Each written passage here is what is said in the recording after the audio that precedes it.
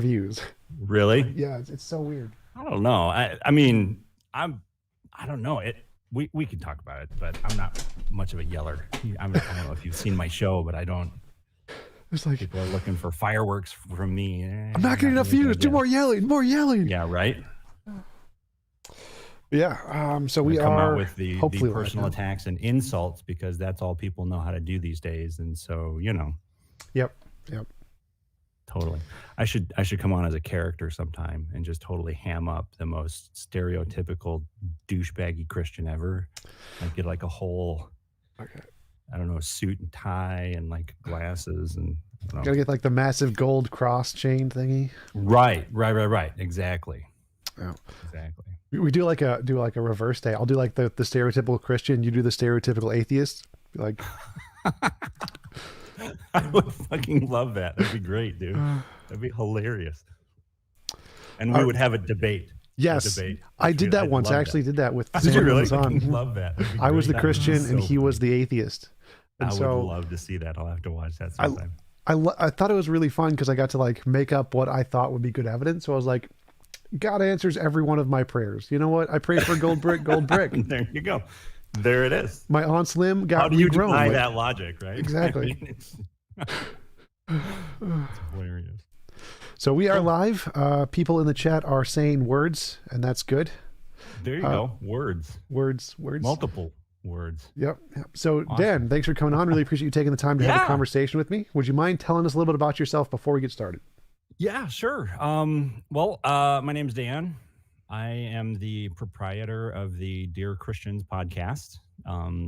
It's been running now for, I think we're in our third season.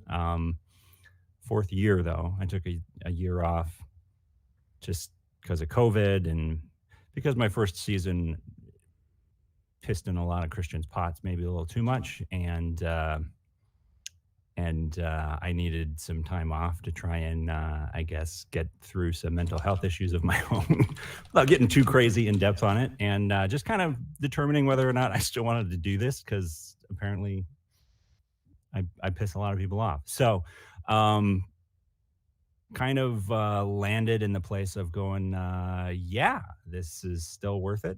And these conversations, even though they're hard, and even though they tend to piss off a lot of the fundamentalist and traditionalist, evangelical church community, especially, of which I came out of and grew up in. I really don't give a shit.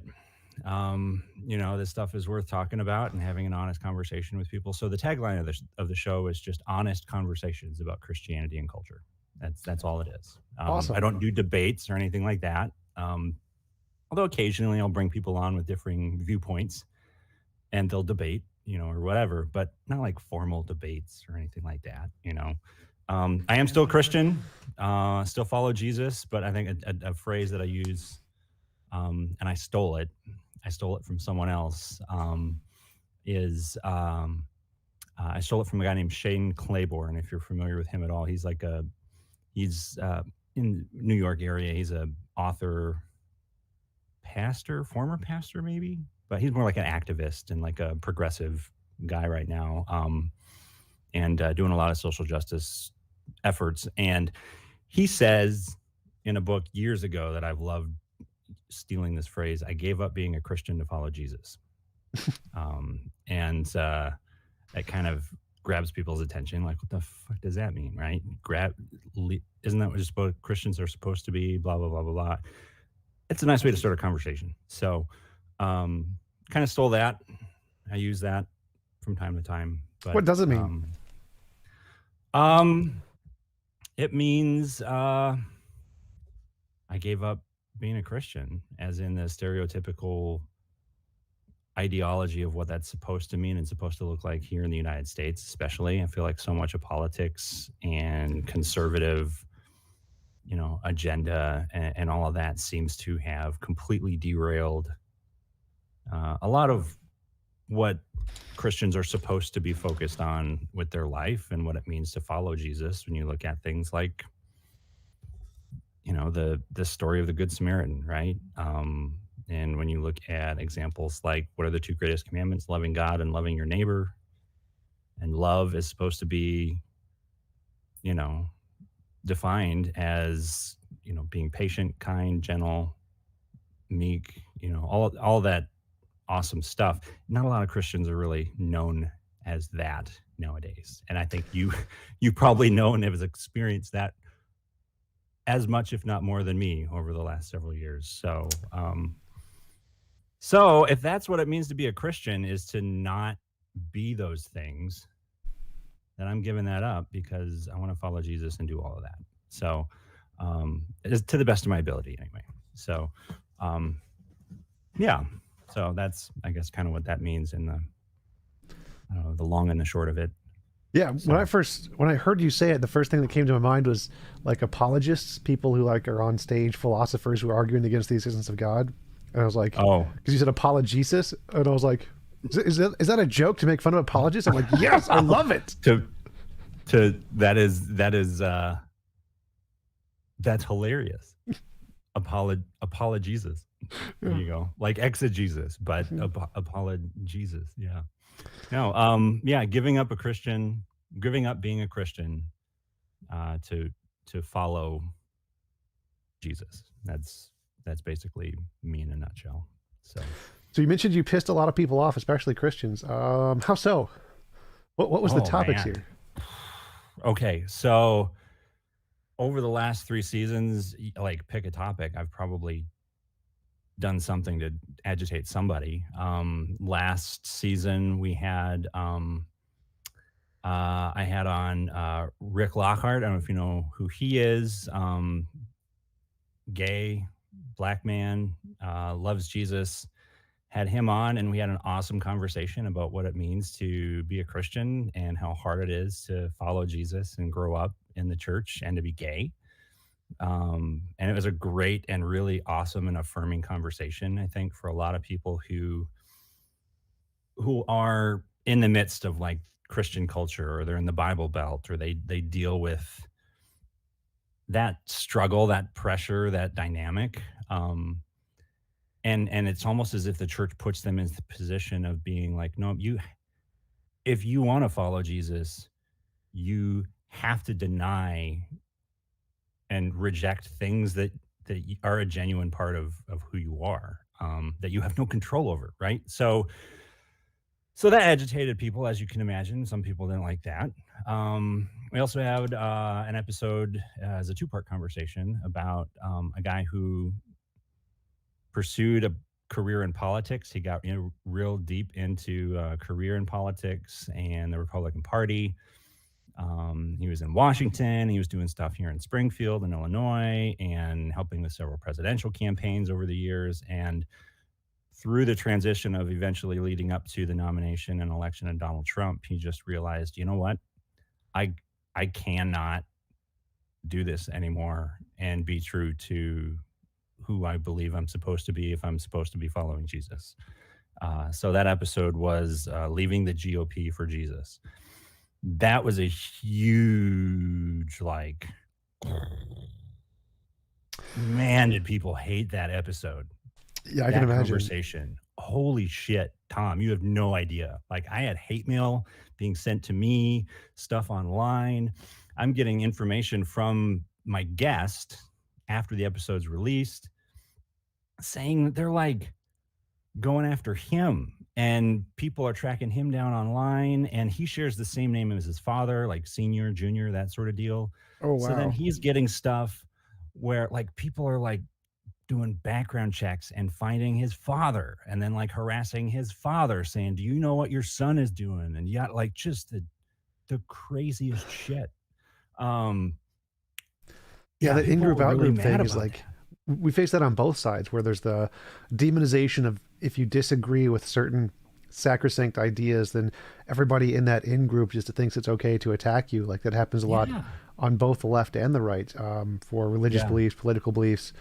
If you disagree with like any of the super left ideas on in atheism, like transgender, if you say anything against transgenderism, like I did a debate on, is it always the case that if you say transgender or trans women are not always women. Is that always transphobic? And I said no, because people could just not want to use the word that way, or just not believe the word that way. Right. I got so much hate mail from Oh my all of the God. atheists. It's just Yeah.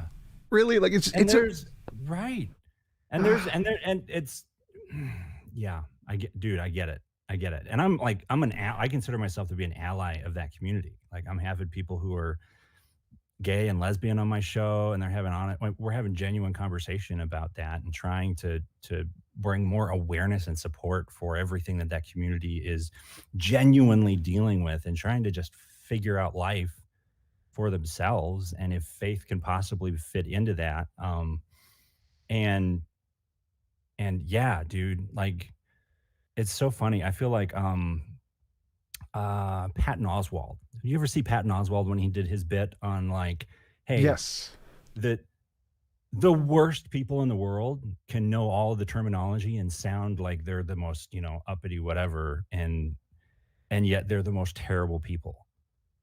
yep, And they know all the terminology and sound just fine. But then some of the most like on your side, genuine allies in this cause, and people who you do not want to like piss off because they're genuinely with you, but then you get super anal retentive about the wrong terminology of something, and you totally miss the spirit behind what they're trying to say, yep, and recognize that they're actually with you. And it's like, man, you lose people by being that intense about it. yeah, exactly. So I try to show grace, as often as I can, and demonstrate that as best as I can in my own life. But yeah, dude, people get real intense about it. And on the right too, for sure. I mean, what the hell was January 6th if not people getting insanely irate and super sensitive about shit that they had no control over, right? Yep. Yeah. So yeah, so that was a conversation. What else have I done discussions on? Oh, I had a lady that came out on my show as lesbian, and she also came out as a witch, of all things, on my show. Oh wow. I did not know that before the conversation. That was a great discussion. That aspect of it wasn't huge in the conversation as part of it, but the biggest part of that conversation was actually about having her on as a licensed therapist and talking about growing up in purity culture, and how purity culture has seriously fucked up a lot of marriages, a lot of people, a lot of relationships. And that conversation is well worth listening to. It's a great discussion. So, and I got one episode. It's out right now on my YouTube channel because we did it as a live discussion. And then the audio portion of it is going to be released here shortly, about child abuse in Christianity, and how a lot of Christianity's intense like clinging to like corporal punishment and spanking and very authoritarian focused kind of styles of leadership in the home has allowed Christian communities to be one of the last essentially safe havens for people who are genuinely abusive authoritarian psychopaths to live and operate and remain essentially hidden for way too long, and not unlike sex abuse and sex scandals and all of that sort of stuff, and child abuse and whatnot. Like that's becoming, people are more aware of that. People are more aware of like when grooming's taking place and that sort of stuff, and it's on more people's radar. The church had to recognize and shift some of its training and understanding of that side of things, and realize, hey, just because it's like this is the way the secular world is doing it and what they're learning about it, that doesn't mean that it's wrong or unbiblical. Like we can learn from that and apply it to our congregation to keep our people safe, to keep our kids safe, right? But physical abuse and like genuine torture and that sort of thing, for some reason, parents just really love spanking their kids. And that authoritarian, it's my way or the highway, you're my kid, you do it, and you do it now or else. That's created a lot of one of the only places left for people who thrive on that kind of an idea to continue to operate. And the church has to change and recognize that that's not okay. and we need to be more open about the fact that that can and probably does exist in our own congregations. And we need to be more willing to learn from other parenting experts who gives a shit what their religious beliefs are, and allow them to help educate us on how to do it better so that these scumbags can't hide in our congregations anymore. So that was a great conversation. That was with a guest, M. Dolan Hickman, I think is his last name. He's an author and activist, and it was a great conversation too. So that one's going to be releasing audio-wise here pretty soon. I think that'll be in 2 episodes too. So awesome. So how do you first question that comes to mind is all of the progressive Christianity ideas seem to be in conflict with a lot in the Bible. Like in the Bible, it says you can beat your wife as long as you use a stick that's like not as wide as your thumb or whatever. And it advocates for a lot of things that seem quite immoral. So it seems like many of the people who have more conservative ideas are given justification from reading from the Bible to justify their actions in a way, or justify their behavior that they find beneficial. And in progressive Christianity, like the accepting of gay and LGBTQ people seems to be something that is in contradiction with a lot of the Bible's take on homosexuality. So how do you justify taking those actions as not things we should necessarily listen to today? Well, I think some of it is in understanding how much the English translation or translations of scripture have lost a lot in translation. And this is where you run into a lot of the difference between people who are intense fundamentalists, who are taking like word for word, literal interpretation of everything that has to be written, of everything that's written in scripture. Not every Christian necessarily takes a literal interpretation of every single word in scripture. There are some people like me who acknowledge that, like, some people are real irate about like the King James Bible being this is the version of the, all that sort of stuff. Completely ignoring the fact that it is a English translation of a Latin translation, and in other situations, other languages of the day, translation of a Greek and Hebrew text that were manuscripted and translated multiple times over, for centuries before it got to them to be put in. So if you talk to any linguist and you try and understand and break down how difficult it is just to translate English into another language or another language into English, like there's genuine barriers that exist in trying to convey the right message and information. So I don't think taking a literal interpretation of every word of scripture is required in order to be a Christian or following Jesus. So if you want to say that's how I get around that, that's part of it. It goes a lot deeper than that, though. The LGBTQ stuff and all of that, I am extremely grateful to Rick, the guy I had on my show, because he actually was able to bring to my attention, and I left a bunch of links and stuff in that episode too, if anyone wants to go check it out and see what he had to say about it. But some really great resources of people who are in that community, and they are Christians and they love Jesus and they reconcile it very well. And I understand why some people are really, really bothered and upset and offended by that, because I used to be one of those people. But there's no doubt in my mind that the guy is Christian and loves Jesus, and he's a brother in Christ. Like, I have no doubt about that in my mind whatsoever, and love him to pieces. So, yeah, I don't know if that answered your question very well, but I did. Oh yeah, for sure. So, yeah.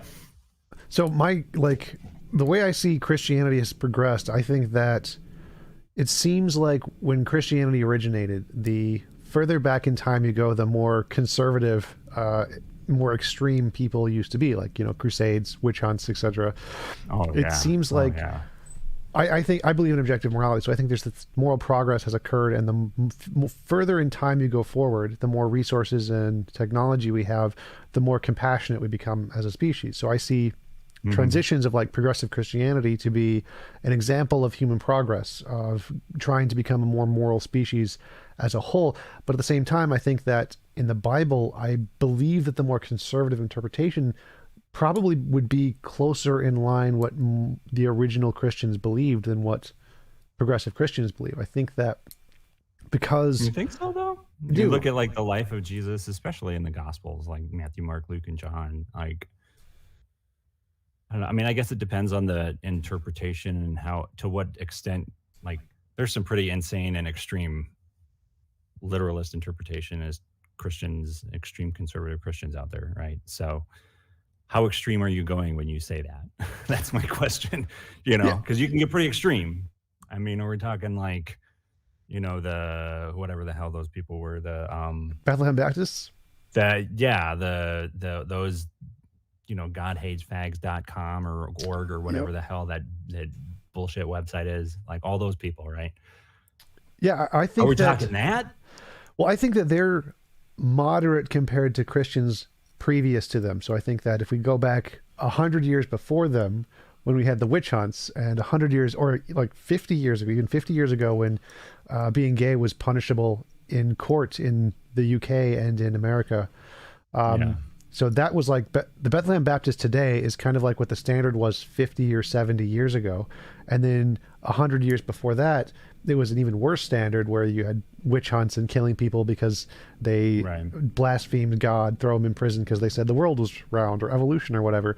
And then several hundred years before that, you had even worse things. So it seems like I think that if we are trying to like infer what original Christians thought, it would probably be like the standard of the Jews at the time period, and they could have been more intolerant towards a lot of things compared to where we are today. And so I think that it's reasonable to believe that they had a much more conservative mindset. Like obviously good examples like Jesus, there are definitely individuals among the group who were not that conservative. But I think that in general, most of the Christians and Jews at the time were probably a lot less tolerant towards the things that progressive Christians are today.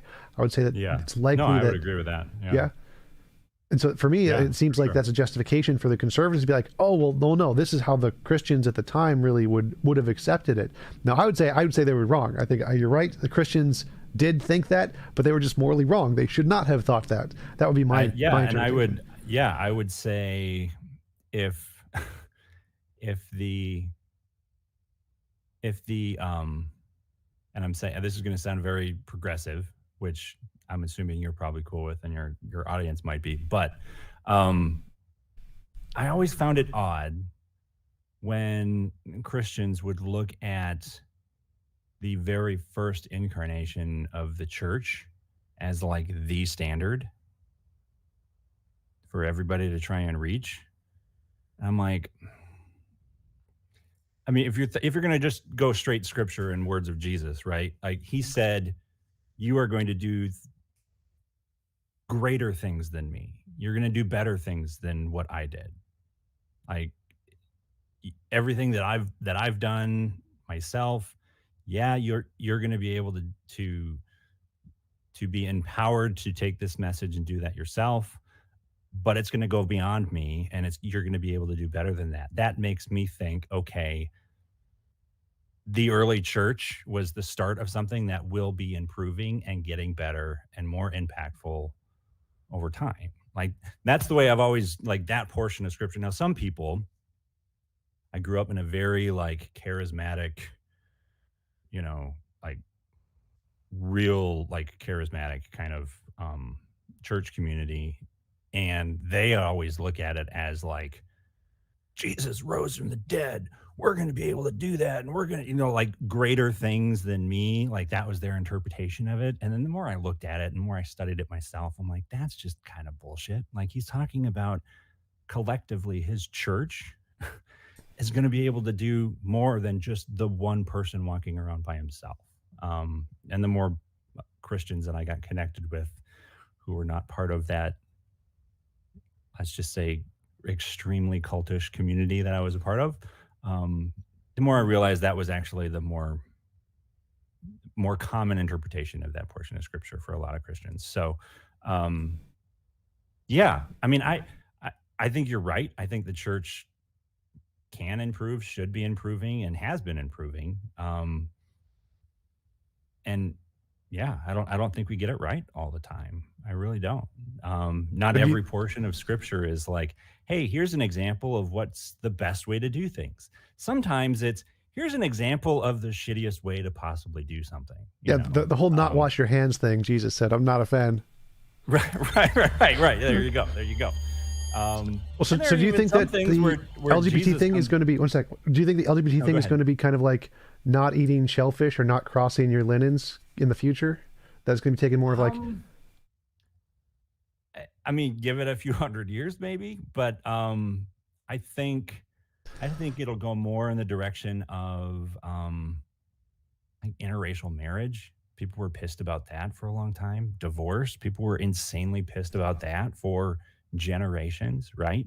Um, and because scripture is something that is open to interpretation, um, some interpretations last and some don't.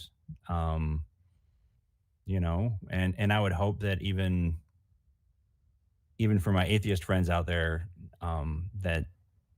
that are opposed to the message of Christianity in general, that you would hope that Christianity could at least progress to a point where the best interpretations are the ones that last, the ones that are best for our society, common people. community and society together, right? Those are the ones hopefully that will last.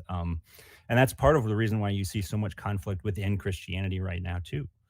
The amount of times I've been called a fucking heretic, you know, um, I'd be extremely wealthy right now if I had to charge everybody, $50 for every time that I heard that. Um, but The old no true Scotsman. Right. That's exactly right. The no true Scotsman. You're not a real Christian, and it's hilarious too. Like especially in like the LGBT conversation,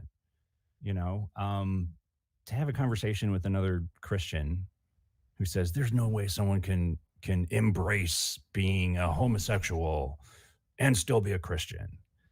And they'll say that sitting down with me, having, a Jack and Coke in one hand and a cigar in the other. And I'm like, you do realize that there are other Christians out there who would see what you're doing right now and say, there's no fucking way you're a real Christian because you're embracing that sinful behavior.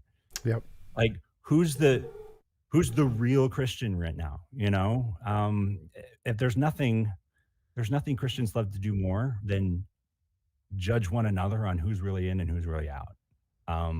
And I'm just so sick of it and so tired of it and tired of watching it and not having it be confronted by other Christians because it's so unbiblical.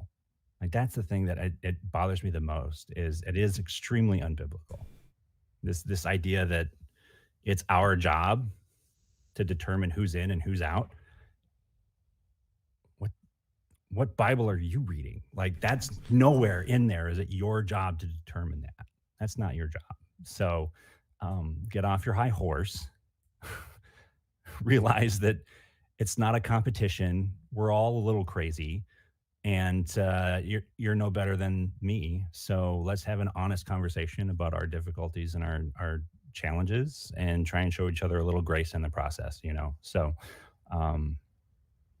yeah.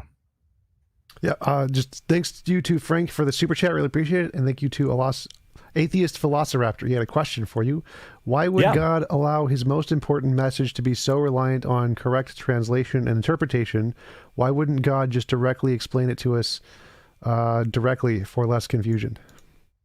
I don't know that that his message was dependent on direct translation of a specific language. I think when he said the greatest command, we was asked what the greatest commandment is, and his answer was love God and love your neighbor as yourself. And then he said, they were like, okay, well, who's my neighbor? And his answer to that was the Great Samaritan story, or the Good Samaritan story. And the Samaritans were like their worst enemies. Like there is no Good Samaritan. What the hell is that, right? Like nowadays, and I said this on I mentioned this to David C. Smalley. I was on his show about a week ago. I was like, if that story was told today, it'd be like the good atheist or the good, lesbian or the good, fill in the blank, right? I don't know that it's necessarily a specific language that is dependent on getting the message across. I think it's something that's supposed to be transcending languages because it's expressing, I mean, again, my belief here, it's expressing the love and grace that should be present in all of our lives and extended one to another because it's an expression of the love that God has for us. So I don't know that I necessarily have to speak the same language to every individual in order to get that message across, or even use words. I think who was it? I'm blanking on who said it, and it's super famous. What's the quote? Tell me the quote. I might know his name. Preach the gospel at all times, and when necessary, use words. Don't know it. You don't know that one? Dang it! Who is that? Francis of Assisi? Is that right? I feel like I gotta look it up. But that's a philosophy and a phrase that is embraced by a lot of Christians. Like, preach the gospel at all times. Yes, you're supposed to go into all the world and preach the gospel, right? Quote unquote. You don't have to do that with words, and oftentimes words can end up getting in the way of that whole process. So, kind of like the quote that judge something by its actions, or judge a tree by its fruit, or whatever. Oh, you judge a tree by its fruit, right? Yeah. Yeah. The amount of times Christians use that entire verse as a way to cast judgment on other people, like, you judge them by their fruit. You judge them by their fruit.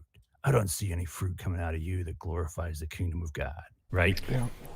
That kind of stuff. And I'm like, okay, time out here for a second. What is that fruit? What is the only fruit really being mentioned in Scripture anywhere that we're? Oh, it's money. What's it called? Prosperity gospel. But yeah, the total. Yeah. Throw that seed faith out there. I'm not doing nothing until you pay up, right? No, the actual fruit that Scripture is actually talking about is the fruits of the Spirit, which are love, joy, peace, patience, kindness, gentleness, goodness, and self-control. Any of the Christians that you're talking with, Tom, any of the debates that you're in the midst of, if they start getting in any way off base and not showing love, joy, peace, patience, kindness, gentleness, goodness, fucking self-control, right? Like, oh God, I'm just picturing Darth Dawkins' face right now. I'm telling you, brother, I'm saying it right now. Like, the fruit that you are supposed to be judging Christians by, and this is something a lot of Christians should be open to yourselves. I give as a Christian, full authority to you and anyone else watching. If you ever see a Christian that is throwing around the idea of fruit, and I need to see fruit, or they're not, blah, blah, blah, blah, blah, the fruit that you're supposed to be seeing from someone who is claiming to be a Christian is love, joy, peace, patience, kindness, gentleness, meekness, goodness, and self-control. That's it. If none of that is present, then they're really they're thrown into question whether or not they're really genuinely following God at all, and whether his presence is even remotely anywhere near what they're trying to do or say. So, in the end of that verse, here's the funny thing. The end of that portion of Scripture, when he says that, it says, against such things, there is no law. There is no law against any of these things. There's no law against loving people too much. There's no law against having too much joy or peace or patience or being too kind to people, right? Or having too much self-control. Like, there's no law against any of that. So if there's Christians out there that are not rolling in that sort of way of living, like, you can't go wrong by leaning towards love, joy, peace, patience, kindness, all that stuff. If you got a choice and you're not sure what is the right response, you can't go wrong by heading towards that direction. So, yeah. So that sort of conversation right there, that sort of thing, I usually end up making a lot of Christians mad because they don't embrace being reminded about that sort of stuff. But I do, and I do struggle with it myself, though, Tom. I do. Yeah, it's the statement that Jesus was a hippie communist, and compared that to like right, the most like dude, Republicans today, it's like exactly the opposite. Evangelical, conservative, fundamentalist Christians in America would hate Jesus. There's no doubt in my mind they would hate the dude. They would absolutely call him the biggest like hippie demonic communist in league with the devil, like all that crazy stuff, because he dares to say love your neighbor. Oh, there's that whole peace and love hippie bullshit. No, come on. Come on. Like, what? Come on. Read your fucking Bible, like for real. Like it's like the sell all your belongings, pick up your cross, and follow me. They're like, sell all my belongings. Like what? No. Socialist asshole. What's wrong with you? You just want me to get rid of all my stuff. This is America. We take pride in our, whatever.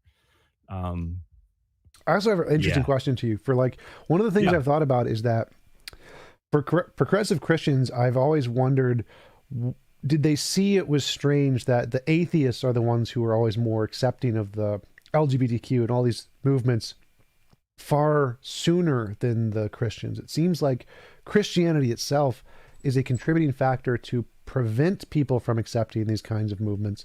And doesn't that cause like a strange cognitive dissonance? Why is the word of God the thing that seems to inspire people to be less accepting than those who turn away from God?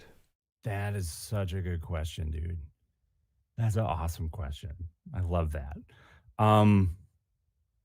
Honestly, I mean, at least my experience, my reflecting on that sort of just crazy dynamic, I think a lot of it, at least here in the United States, and I can't speak to this historically because I'm not as much of a historian, but here in the United States, I think a lot of that is a result of the very unhealthy marriage between religion and politics here in the United States within the church. I think there's a very, very, very intense pursuit of political power to allow their own ideology to be the only voice that really matters, and like just sort of take over. I mean, you saw it January 6th, right? That was a Christian insurrection. Like, David C. Smalley disagreed with me on that. He's like, it played a part. I'm like, no, dude, come on. Get with the program. That was a Christian nationalist insurrection. Like, and the politics is a huge part of it. It's a huge part of it.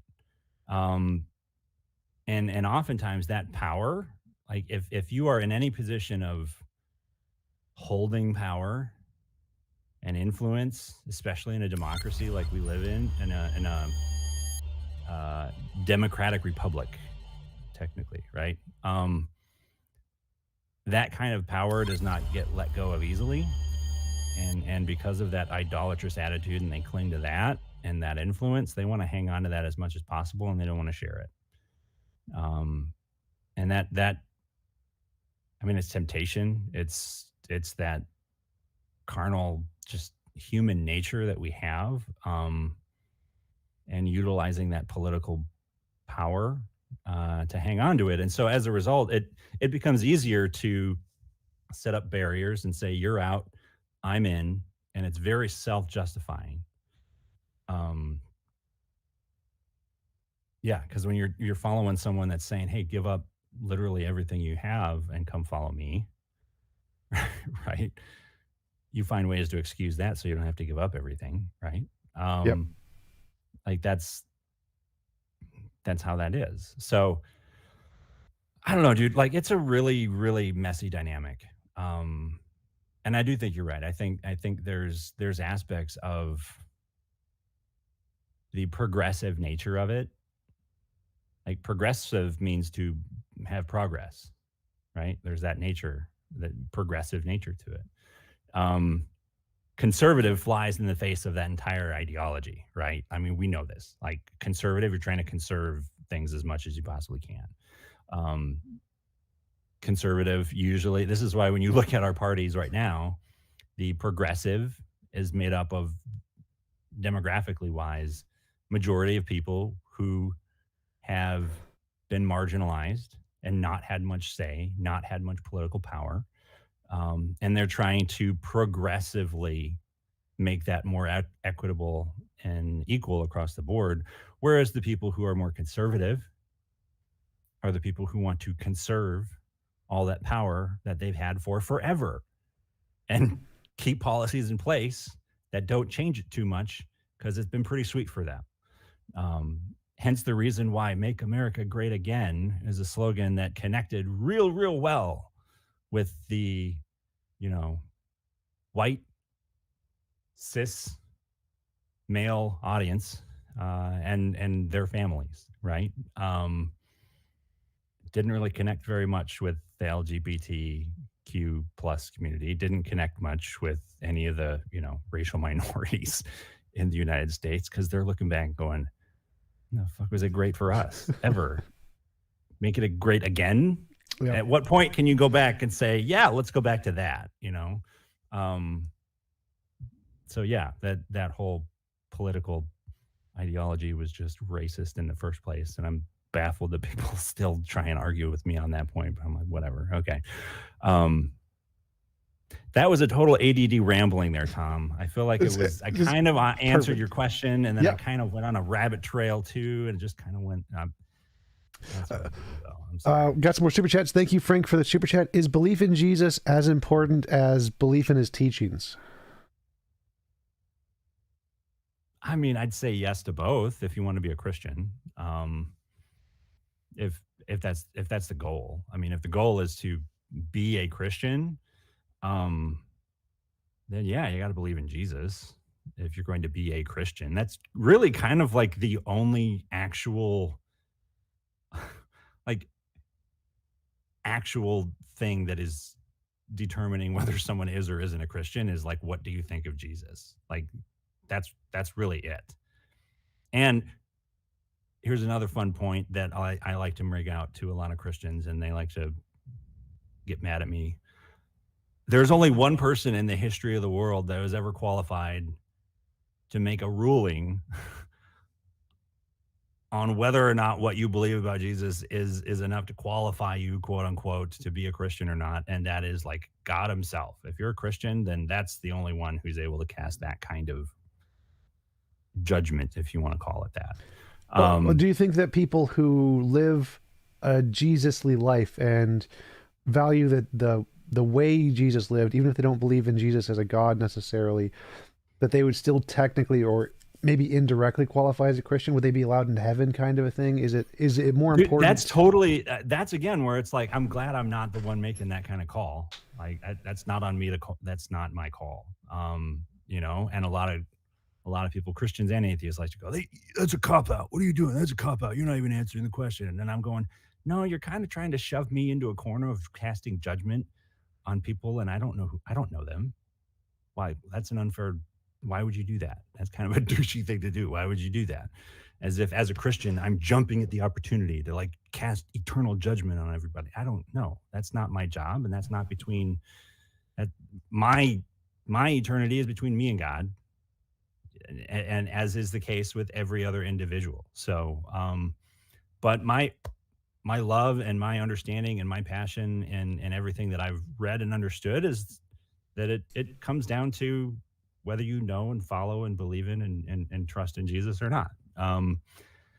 Where do people fall if they've never even heard of Jesus and then they die? Where do children fall and into that whole thing if they're not even speaking? All of those like insanely difficult questions. I'm like, I lean on the character of God being someone who is all about extending grace to people as much as possible. Like that's what I see in the character of God as demonstrated by Jesus. So that's where I lean. But again, I don't know. I can't make a call officially one way or the other on that. And I'm okay sitting in that not knowing. We got another super chat. Thank you for Doc Palermo Not. How do you explain the earliest Mark variant when Jesus was actually a annoyed to cure the man with leprosy? No, I don't know. I'm familiar with that, but I mean, I'd be happy to look at it. I guess I'm not familiar with that. If you want to throw out like a resource or something and put it out there, I'd be happy to look at it. To be honest with you, I mean, that sounds really interesting. Um, but yeah, I'd never heard of that. So And we got one always open to from, learning new things. So yeah, yeah, I throw it don't, at me. I'm not familiar with that either. I don't study enough of the original text. Got another one from Trude Hall. Could you ask him why he thinks the Ten Commandments focus on what not to do, and if Jesus's teachings could be seen as a kind of paradigm? Um, yeah, without getting like too nitty gritty into like the theology sort of intensity of it. The Ten Commandments basically was the law, right? And the law from the perspective of Christians and Judaism to some degree too, is there essentially to provide an understanding of what a standard of morality is according to God, like what's right, what's wrong. And from the Christian perspective, it's to essentially present the reality that none of us are perfect. Um, and if none of us are perfect, then then we're all basically in the same boat of kind of just being screwed in the inability to save ourselves, right? Like all this Christian, like I'm sure Tom, you're familiar, you've heard all this stuff, right? Like I'm not saying anything new. Um, so that's where that kind of comes from. And so when you say paradigm shift, I feel like, I mean, I don't know if this is what they mean, but I would definitely agree with the idea that it definitely is a paradigm shift to some degree. Um, this notion that Jesus coming and dying and dying for everybody, I see that as an expression, an ultimate expression of love, and saying every single person, even when they're at their absolute worst, still has value and is worth dying for. Like that's, for me, is something that helps me a lot in trying to keep me in the right frame of mind when I'm dealing with the most douchebaggy Christians or the most, angry of atheists, or whatever you want to call it. Like everybody's life has value and is Jesus said that person's worth dying for. So if they're worth dying for, then for crying out loud, I can shut my mouth and listen to what they have to say for like 5-10 minutes without being an asshole, right? Like, come on, that's a paradigm shift, I guess, for a lot of people. At least it should be. Um, if that clicks for somebody and you realize, holy shit, yeah, they're worth dying for. Why am I treating them like they're a piece of shit? They're human just like me. And I know I'm not perfect, and I have my reasons for thinking and believing and doing the things I do, and I don't always do it right. So, um, why can't I show them a little grace too and try and give them the benefit of the doubt? Like that kind of, that is a paradigm shift, I guess. That's a good way to put that. So, Do you think you would be disappointed in God if you got to heaven and he didn't accept like really kind, loving people into heaven, even if they chose to turn away from Jesus, but they were still good people? um,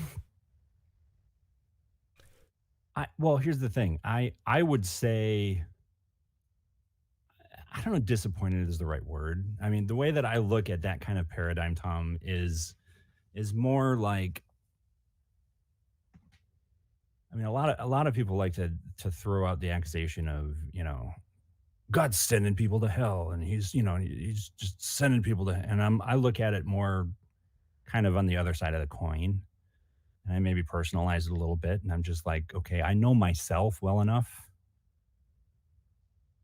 Like, who the fuck do I think I am to make me worthy of heaven for all of eternity?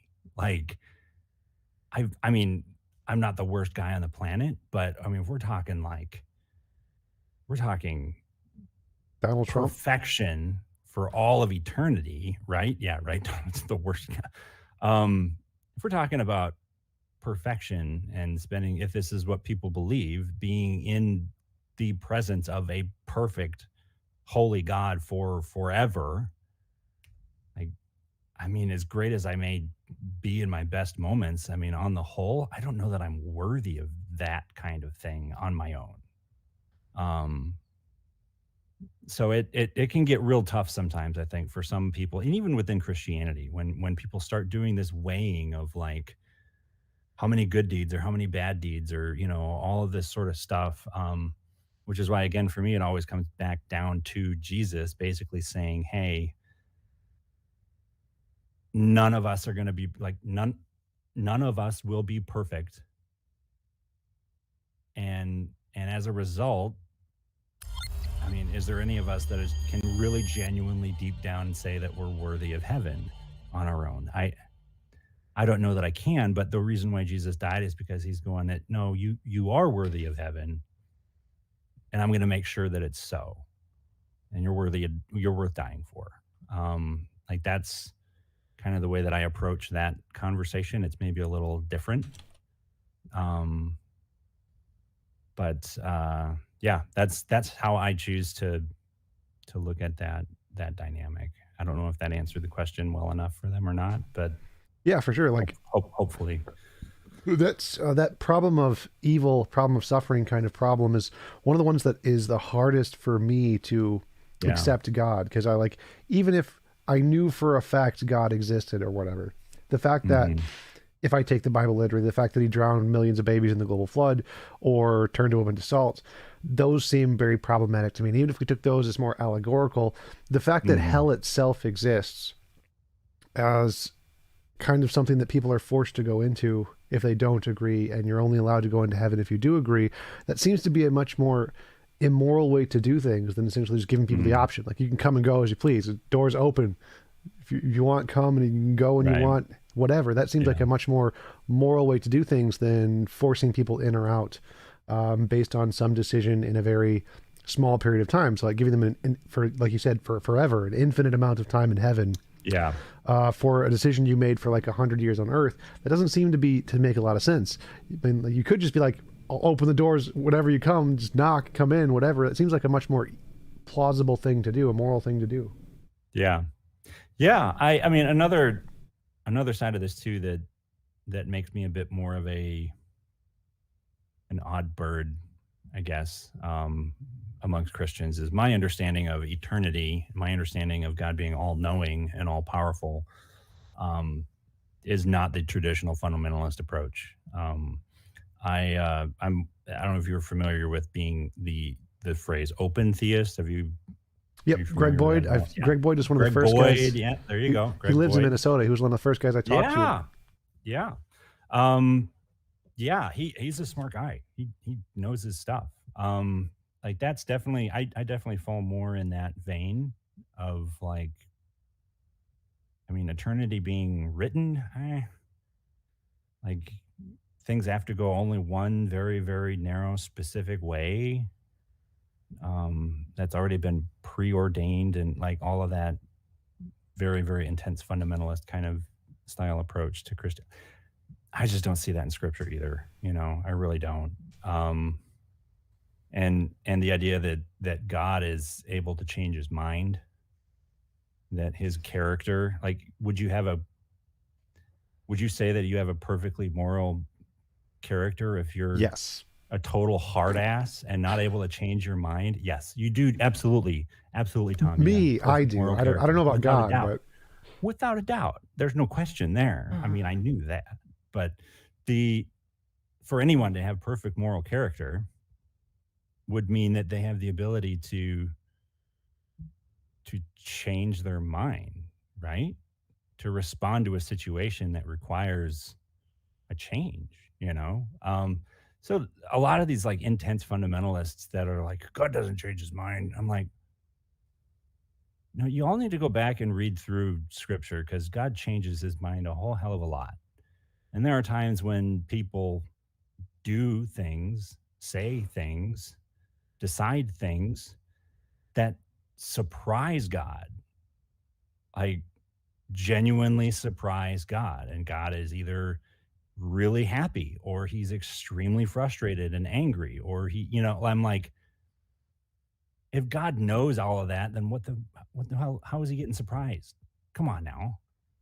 Like, if he's all powerful, then the entire existence of everything in the world the way that it is today, including the most evil and atrocious things on the planet, are entirely on him, right? I'm sorry, but no. That, like, God doesn't get everything that he wants. He doesn't. And I don't see proof of him getting everything that he wants all the time in scripture either. So a lot of Christians right now, if anyone's watching, are going, this guy's not a Christian. There's no way. This guy's a heretic. I love Greg Boyd. I'm excited to hear you drop his name, because he's an awesome guy that I've learned a lot from him, and a lot of my faith and understanding of scripture has grown and matured a lot because of a lot of his teachings and his books, and all. I've consumed a lot of his content. So, yep, I think that was like the one of the first theist books that I actually like met the authors. It was him and Paul Eddies. I went out to coffee with them. Which one was it? Jesus Legend. Okay. That was I'm pretty sure that book. I got it signed. I got a signed copy from him. Went to coffee with him and was talking about it. And that was a little bit before I started my YouTube channel. So I think that my conversation with them was one of the ones that inspired me to start my YouTube channel. There you go. That's awesome. I would love to talk to Greg Boyd. Like, give me like 15 minutes. I'd love to chat with him. I would swear to God, I would like pass over dead if he were to ever come on my show. That would be amazing. You just fanboy out, just be like, oh my God, oh my God. I probably would. I'd probably just stand there and like stare in the camera. And I can't believe that the guy's looking at me right now.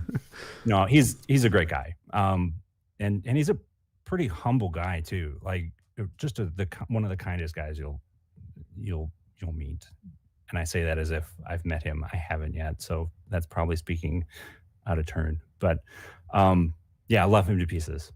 Letters from a Skeptic was one of the first books of his that I read, and that was actually really good. And then he started diving into some more controversial stuff, like Myth of a Christian Nation, which was, that was awesome. Great book. Highly encourage you to read it if you haven't.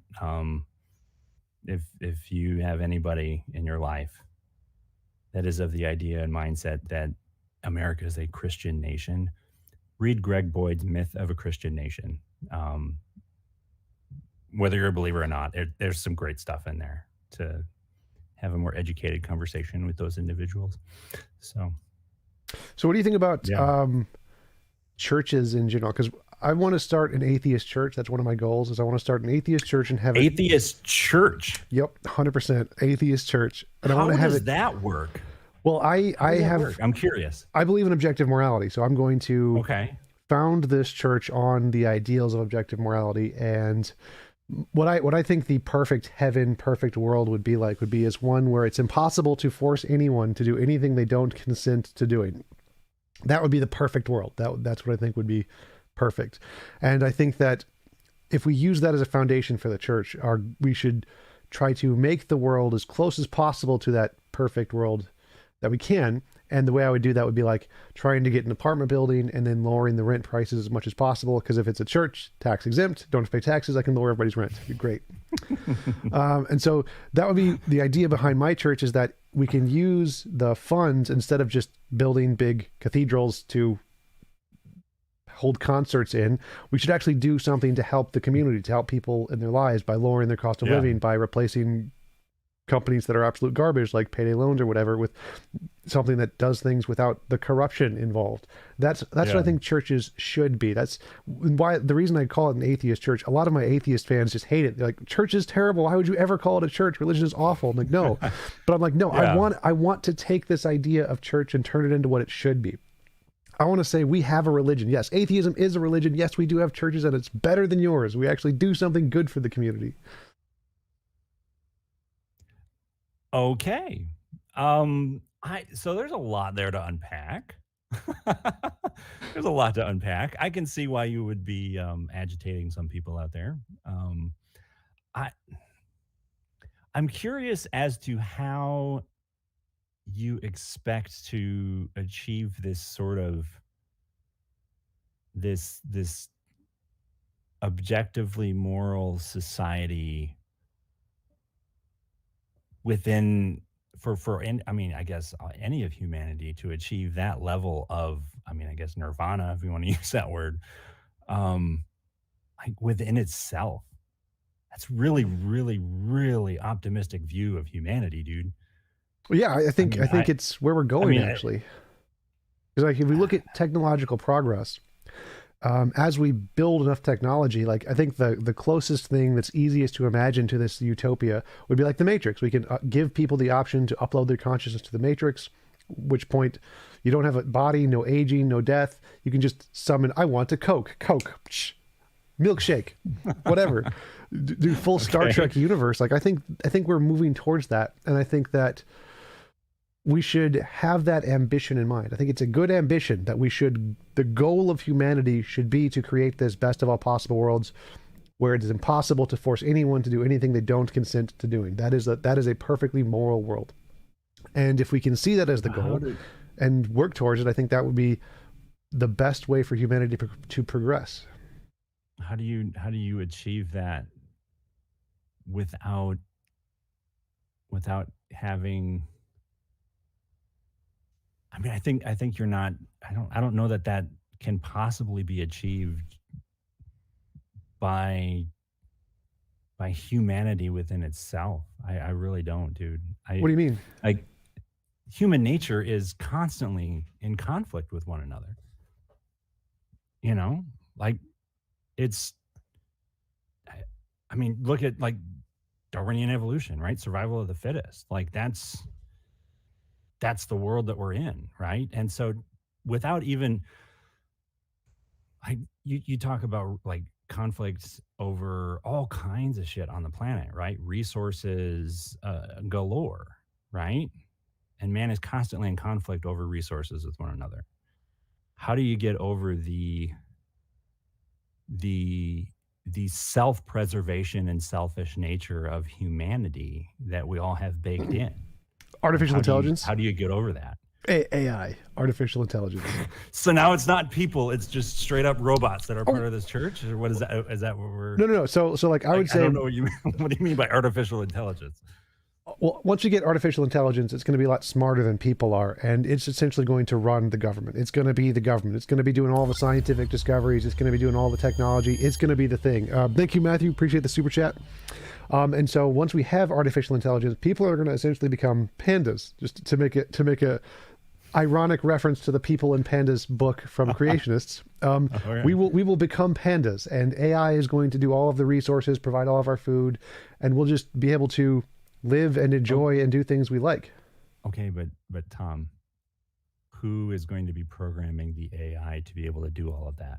The AI is. So the AI is going to be self-programming. It's going to be a lot smarter than we are. The AI has to come from somewhere. Yeah. And that value that you are trying to adhere to for the betterment of all of humanity, where is that going to come from initially for the AI to know that is how things are supposed to be and what the goal actually is? Where does it get that from?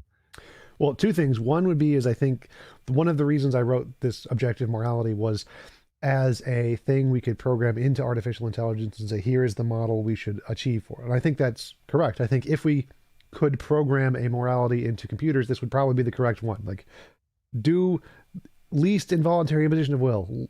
Don't force people to do things they don't consent to as much as possible. That should be the goal.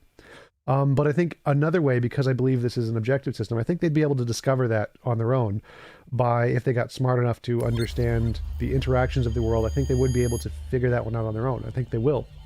Like, one of my hypotheses about objective morality is that if we discovered life on other planets, we would see that they would have a very similar understanding of morality. And as we increased in technological advancement in different planets or whatever, they're also going to understand this. So I think in two ways. One is where we would hopefully program this into the AI, and two is they'd probably discover it on their own given enough time. How many people have you explained this to and they said, that's ridiculous, or that's crazy, or that's never going to happen, or you're off your rock? Like, I'm just curious. How many people have disproportionately number of Christians, but not as many atheists. Atheists are like, yeah, oh, that makes sense. And people who work with AI, they're like, if we could actually learn how to program things in the AI, that's a great idea. Yeah. Here's the difficulty that I have with that. It's putting way too much. I don't see any of that fitting into what is reflected within the character of the core of human nature. I just don't.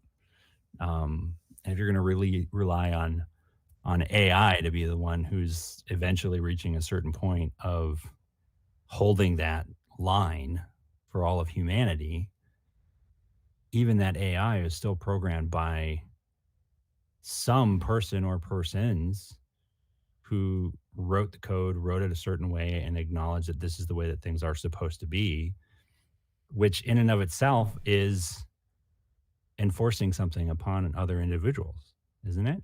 Like, if you're going to say, hey, we're going to implement this artificial intelligence to be able to support and dictate essentially that this is the ideal way for all of humanity to live, that in and of itself is like forcing an ideal upon people, though. So not sure what you mean there. So like, the AI would have like the desire to give people as much freedom to not do things they don't consent to, but a person can like say, I don't like your system, I don't consent to it. Like that's fine, they can do that.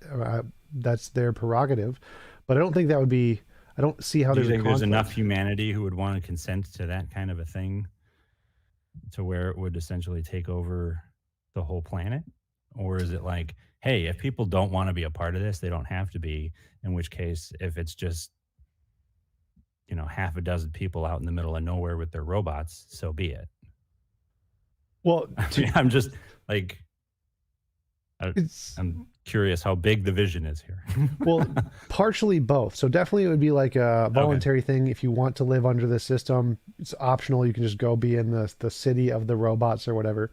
But I think that regardless, AIs are still going to take over economically. They're still going to run the economy. They're still going to run science. They're just going to do everything better. And so most of the world is going to be run by AIs at that point anyway. That's not completely independent of my model of morality. AIs will take over. And the question is what should we do about it? And dun, dun, dun, dun, dun. Yep. What's it? Terminator. Sorry, you can't not throw a Terminator reference in there in this conversation. We went on pretty long conversation without having it pop up until now. It will be named Skynet. It has to be. It's written in the law. It must be named Skynet. The nerdy gaming computer that I built in a sleeper PC tower, I have a Skynet sticker right on the front of it, and it has a sticker on it that looks like a Y2K Best Buy sticker, but instead of Y2K, it's like 2040, whatever. Make sure you shut your computer off before the end of the world, kind of a thing. So Yep. I get it, dude. That's funny. But yeah, interesting. I mean, I connect with the goal of what you're trying to achieve there. I don't want to squash the overall vision of that, because I don't necessarily disagree with that. I think, though, that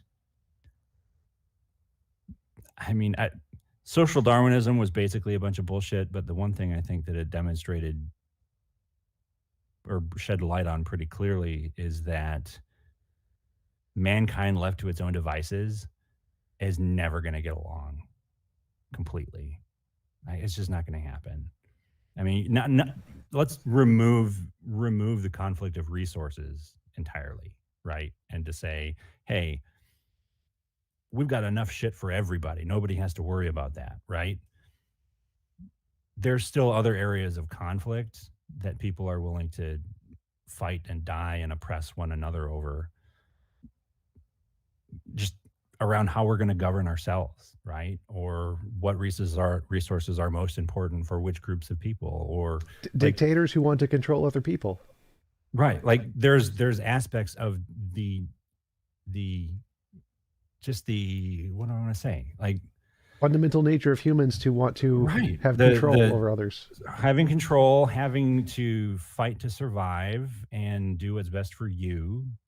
Like there's just this selfish nature that is constantly in conflict with other aspects of other people's human nature, and I don't see how you can get around that without having some sort of other objective outside force that unites everybody. I think you want that to be artificial intelligence that is leading everybody into this kind of utopia.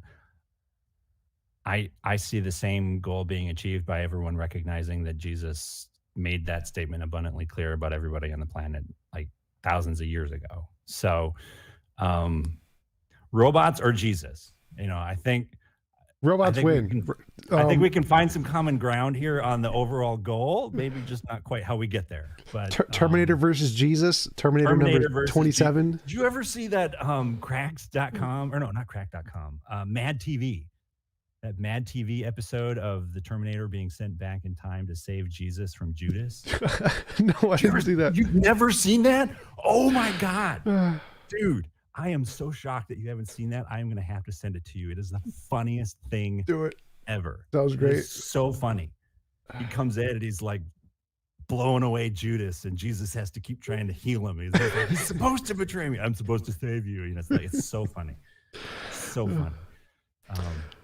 Doc Plermona, thank you for the super chat. Question for you.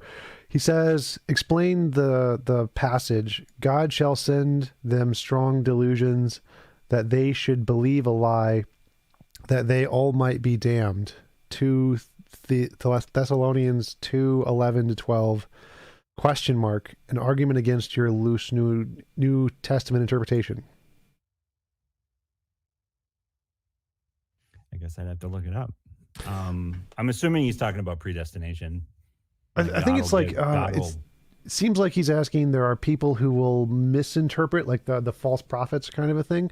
God shall send them strong delusions, and he's saying, I think he's arguing, could that be the progressive Christians? Could they be the ones the Bible could potentially be talking about, and could this be used as an argument against taking looser, non-conservative interpretations of the New Testament to be these false prophets?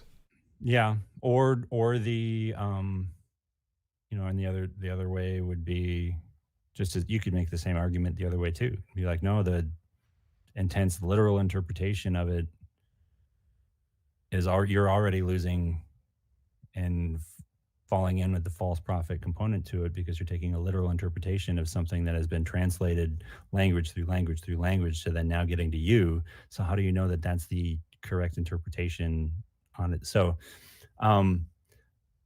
the other side, the way that I was thinking about the question though was it kind of comes down to the difference in my understanding of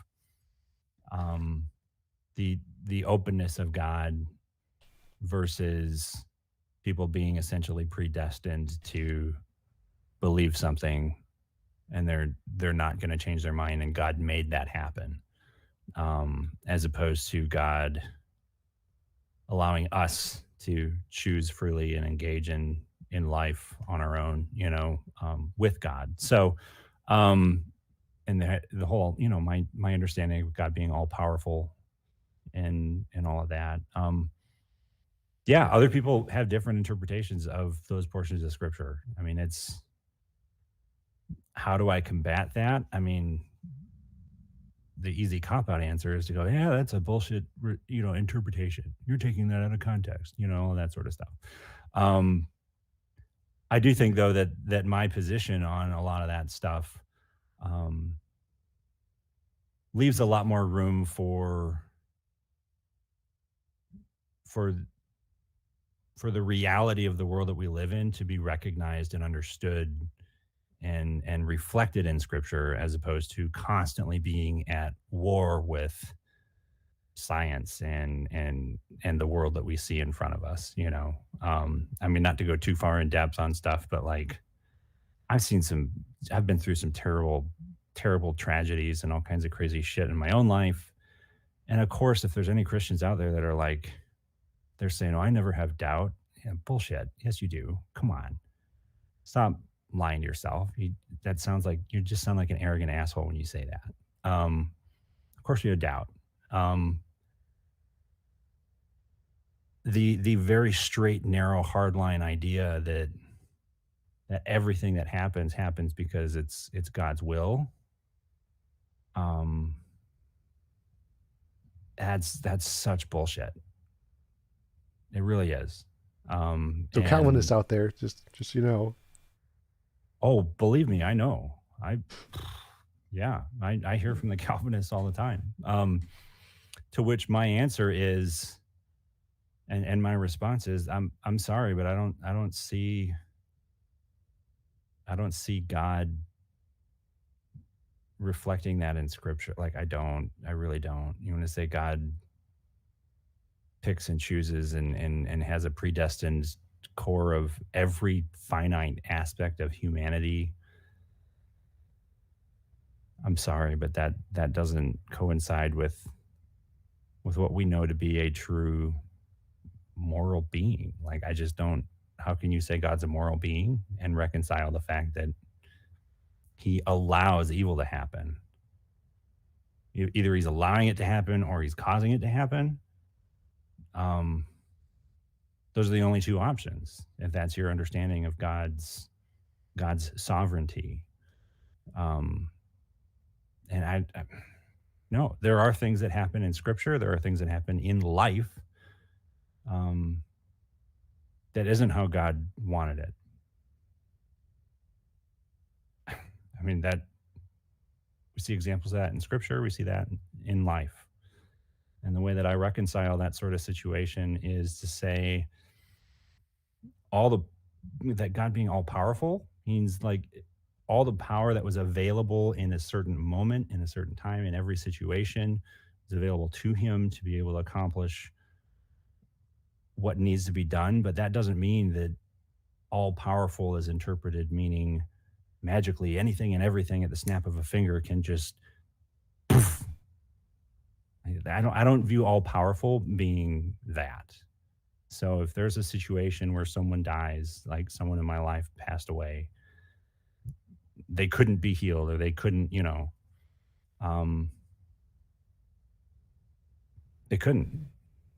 they couldn't be healed.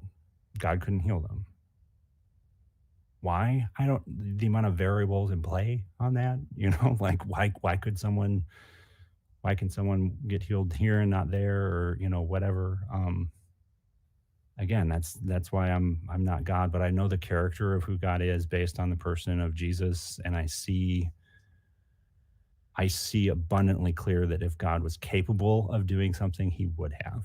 And I know that and trust that. So, so the only answer after that is that he couldn't. And he couldn't. And it wasn't possible. And that's reality. Like that's a reflection of the reality that we live in. Sometimes things just aren't possible. And that's okay. I don't think that diminishes one bit the character of God and who he is, and it doesn't diminish the greatness of his ability to still work everything together for the betterment of everybody, as much as he's capable of. So that's a very non-fundamentalist, non-literal interpretation of Scripture. But again, that's not the kind of person I am. So awesome. Well, we've been going for about an hour and a half. Yeah. I probably should start wrapping it up here myself. Yeah, for sure. So do you want to have give a shout out to your channel where people can find you, upcoming shows and stuff? Easiest place to go is probably just DearChristians.org. That's my website. We've got a blog. Is it the Dear Christian podcast or the Dear Christians podcast? DearChristianPodcast.com or DearChristians.org. And you can also find, I just started a TikTok. I'm like one of the young hip kids now, which apparently makes me the really old guy now, because that's kind of once the old people get on, they've moved on to something else. I know how it is. Yep. Yeah, I got a TikTok, I got YouTube. I'm trying to get more people following me on YouTube. I don't have a whole lot on YouTube right now. Most of my show I started just like streaming episodes that were pre-recorded and broadcasting them audio-wise. So that's where most of my listenership and my audience is, following me on wherever you find podcasts, Spotify, Apple Podcasts, Google, all that good stuff, Stitcher, et cetera, et cetera. But yeah, I mean, Facebook group, I'm all over the place. But yeah, feel free to join the conversations. I got a episode that I think I'm going to be releasing hopefully this weekend about why pastors are quitting. So quick technical question for you. So how do you upload to podcasts? Like, because I've been trying to find a way to upload to podcasts and YouTube at the same time, and I've been unable to find a way to do that. Are you able to extract the audio yet? Yes, I can do that, but I'd have to do it individually for every video, and I'm like, oh, that would be a pain in the ass. It would be a pain in the ass to do all of them. But once you got the library all there, it would just be a matter of one-offing them. Or you can do like greatest hits and throw them all out there. But I do, mine is through anchor.fm. That's where I go. And I started there and then transitioned over to video later. So I kind of took an opposite approach of you. You kind of started with the video and the live stream chats and then transitioned over, and I'm like, we're kind of meeting in the middle here, it looks like. But anchor.fm is where I go to do that. And as soon as I got that set up, and it started like pushing it and syncing it to all the other platforms that are out there. And as soon as I upload an episode there, it hits everything. Nice. Yeah. Do they have a streaming option? Like, could I stream the audio to them and then have them uploaded? That's a good question. They might, actually. They've got a few different like tiers of like membership and different stuff that's available, depending on kind of what your needs are. I haven't had a need to do that just yet. I mean, I don't do nearly as much content as you though either. I mean, my stuff, I'm putting out, 10 to 15 episodes a year kind of conversations. Like I'll put out 1 or 2 a month, maybe. So and then I'll be like having conversations about stuff on other people's channels, like in between all of that. So yeah, that's how I've been handling that. But anchor.fm, it was super simple and real easy to get it set up. But yeah, if you had all the audio and you had to upload it all, that would be a pain in the ass. Yep. Yeah. Thanks. I'll definitely check them out. Cause I'm looking for a way to do it automatically so I can just stream to like an audio source and then it'll do it'll grab the audio automatically from what you're doing and then just drag it over. Yeah. Yeah. I'll definitely check them out. That's a good call. Awesome. Well, thanks again for coming on. I really appreciate it. It was a great conversation. Of course, man. Having you on. Yeah. Thanks for having me and inviting me, man. It was a real treat. I loved it. Absolutely. Really pleased to get asked. That's awesome. Yeah, and I'm going to start the after show, so you can just close the screen whenever you're ready. I'm just going to pull up my Discord. So thanks again for coming on, and I'll talk to you later. You bet. Have a good night. All right, guys, after show time in the Discord. Join the Discord. Discord. After show time. After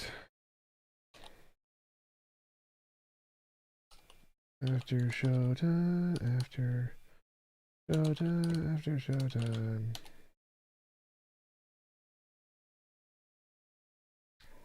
After show rhyme. That's correct. All right, Travis, where is the TJump's chair something? Scroll up.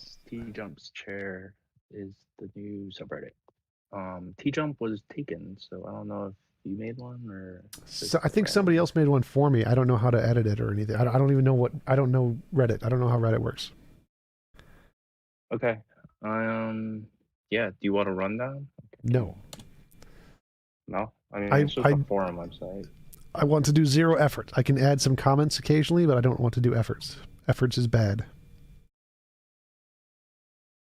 You can put, yeah, that's one way I can think of it. The other way is like, it's a way to find tons of content. Like, other things to respond to, and then like you share things into different groups. And sometimes things can go viral. It's easy to share.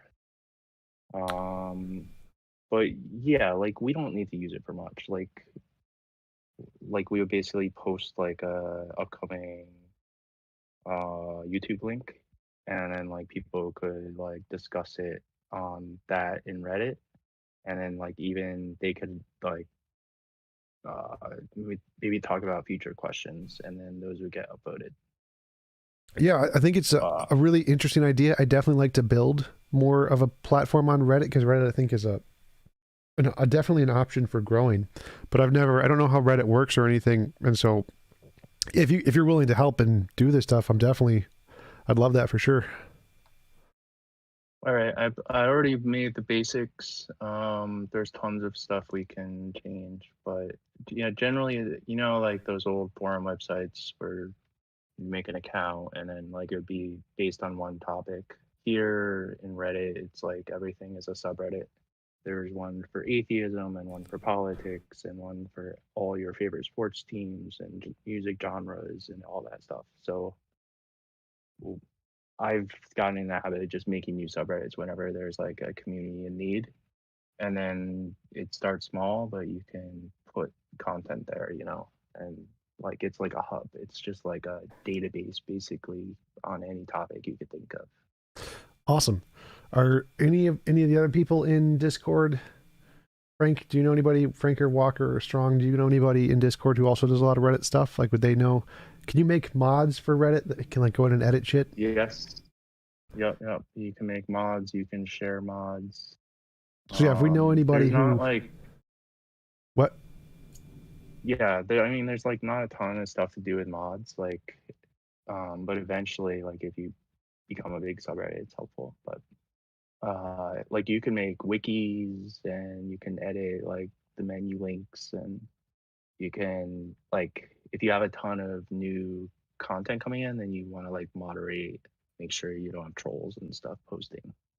But everything is also pretty automatable because people can report stuff that breaks the rules, and it kind of gets hidden until a mod takes care of it. So I might have been the one who actually created the TJump Reddit a long time ago. How do I find out? Let's see. I will find. So I'm logged into mine. And it will. Oh yeah. Reddit notes. Is that your username? No, my name is TJump_. Okay. Well, so whoever made the TJump subreddit is named Reddit Notes. Ah, got it. And we would have to message him and say, hey, can we have like a YouTube channel that we want to, we just want to use your subreddit basically. Now, cool. If we go there, most people make subreddits and they never like, there's no post in it. So, oh look, it's TJump YouTube. So yeah, I guess he made it and then it never got used. So. So what is Reddit Notes? Well, I don't know. Someone named Elucidate. Is that like it's a moderator? Yeah, no, it's a guy named Reddit Notes. I don't know if I like recognize that name from chat. I'll send him a message on Reddit, see if I can. Can I modify the TJump Reddit? And what would you suggest for like actually building Reddit, making things go viral? Because I don't know what would work there. Yeah, so there's like generally there's a couple big atheism subreddits. Like our atheism has several million. Not all Reddits like allow cross posts, which basically like if you post a link to a Reddit, it has a unique URL. And if you post that unique URL in another Reddit, then it's like a cross post. It's like an internal thing. So they like automated that system. and it's easy to do now. So you could theoretically cross post, like say you want to interview Christians or something. You can make a post on the TJump subreddit and then cross post that to another subreddit, and then maybe they would approve it, and then you could get advertisement that way.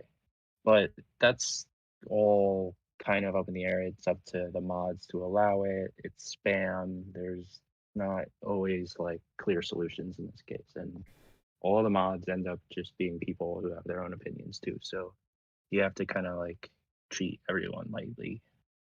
But could you give like, that a shot? the See if you best, could contact our atheism and see I if just just that now, try to yeah, try to post something Yeah, there if they maybe. allow it. Yeah, we can try it. Or like a good way to do it is you post like a popular video you've had there, and then in the comments you write, "Hey, join the subreddit TJump," and then people click it and subscribe. And then like on the subreddit we post all the fresh videos, and then like say someone wants to argue you or you have an interview coming up, you can post their videos to prepare the audience basically. It's kind of like a nicer way to keep track of your community, and everyone can comment and upvote, and it's all threaded comments, so you can keep track of everything really efficiently instead of like YouTube comments, which kind of suck, or Discord is it disappears kind of after a day or two. Cool.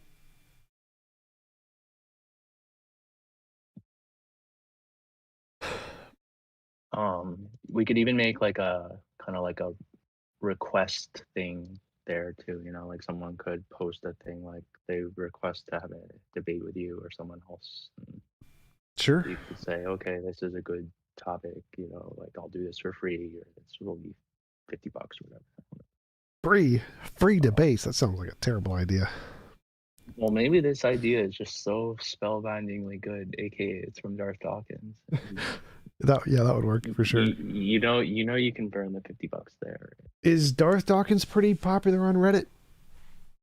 No, I like honestly a lot of like I'm on the Twitter burst, or a lot of the atheists on Twitter, but I don't feel like there's a good like transfer between Reddit and Twitter and Facebook and YouTube. Like they're all like they each make little sub communities, and everyone on YouTube knows everyone else in YouTube chat, but like no one knows about Reddit. And then this same kind of stuff happens in a bunch of different subreddits, but no one links back the names basically to YouTube chat, right? So like we might all be like discussing. I was just thinking like what would be a good video to post on Reddit that would get a lot of attention from Reddit users. So almost maybe Darth Dawkins or somebody who that I have debated would be good to post a video of that's popular on Reddit. Malpass? Alex Malpass?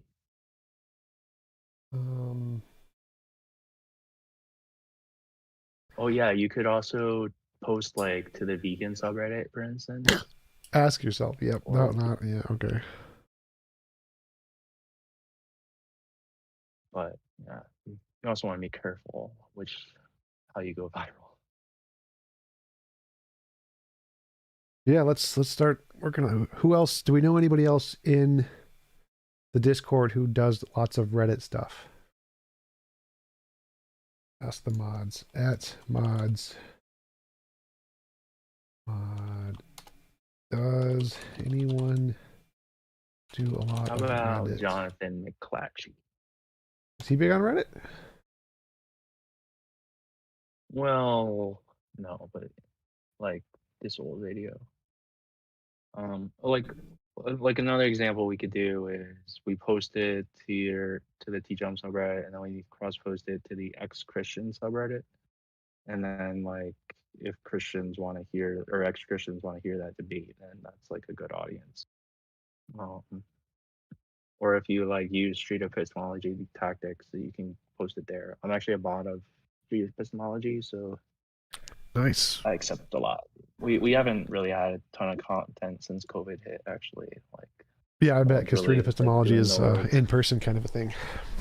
Yeah, and it sucks doing it through mass and stuff. Like, reading, they set up tables, and it's really pretty impressive what they do, but it's still like slower than it was. So anyway, like, that's a good spot. But yeah, if we can get something viral on atheism, like, I've never been able to figure out the formula for atheism. Could you send me all of the r/thingies that you think would be good that are related to Yeah, if you my check channel? the street epistemology one, I should have a lot on the side there. How do I do that? So there's these sidebars. Yeah, there's some good ones here. So if you open up street epistemology, The Discord or our subreddit or the subreddit, yeah.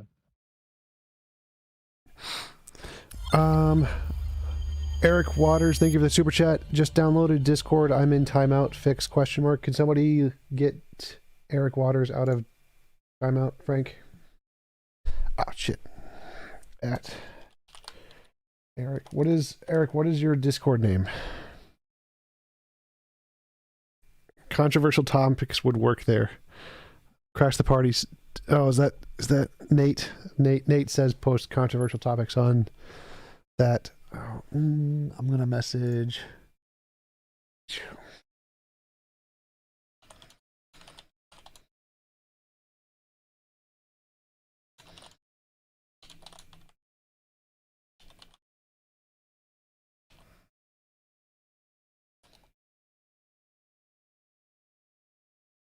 I mean, yeah, so you want to use the TJump subreddit, not the TJump chair?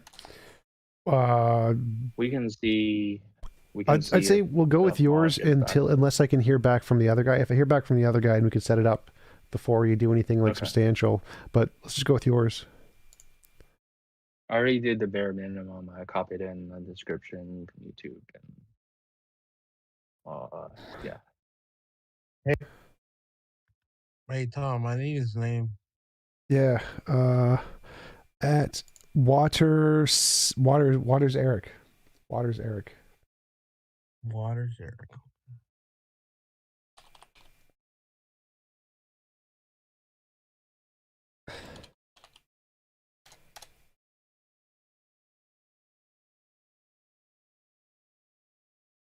Oh, is that? Yeah, I made the Pine Creek subreddit today too. Nice. He doesn't really understand Reddit either, so. Hey Nate, But, how's it yeah, going? you can add like post flare and user flare and organize everything. And now you can post images, links, text posts, polls. Yeah, I'll see if I can find some people I know to mod and run it and grow it. That might be really helpful because I've been definitely looking for more ways to do that. I mean, it's not that hard to. You can just post like when you make a new link for a video, or you have a time, you can even like schedule the post to pop up at a certain time. But I mean, you can get Athens or us to do it too. Yeah. Yeah. See, I'm sure one of the things I use probably has an automated send a thing to Reddit option. I'll probably see if I can find one of those for every time I create a video. Exactly. That's all right. I invited you TJump _ as a mod to the TJump's chair. All right. Reddit.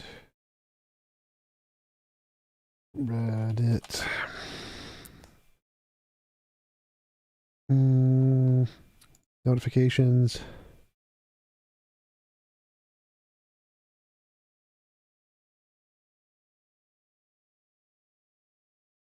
You are invited to. Where's the yes button? To accept, please visit. You have to exactly. You have to click that link. Accept. Click accept. Got it. Awesome. Cool. So you have full permissions.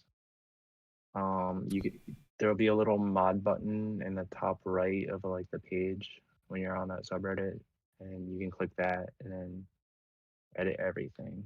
There'll be like a panel on the far left. Mod tools. Yep. Hey, Um, I removed the timeout from him, so Awesome. he should be good.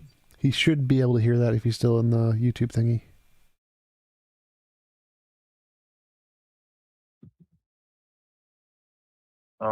Yeah, there's these two tabs called community settings and community appearance. Those are like the important ones. To like make changes to. You can add your icons as images. There's a banner that kind of gives it some style. You can add like a post background and all sorts of stuff. And you can add a wiki page. You can add custom awards. People like Reddit recently added like this ability to get power ups, which means like people subscribe and spend like $6 a month on your subreddit, and then Oh, you get like nice. extra abilities like responding to gifs and stuff. So you have to kind of get like a few thousand subscribers usually to get to that point, but maybe you could get some super fans that do that here. um, but yeah, I mean, there's honestly not like a ton of great like discussion subreddits. Like if you want to make it into like a religious debate subreddit, like you can like allow that, or you can kind of keep it around like your content. Um, like it could be, you could host conversations there too, same as here. All right.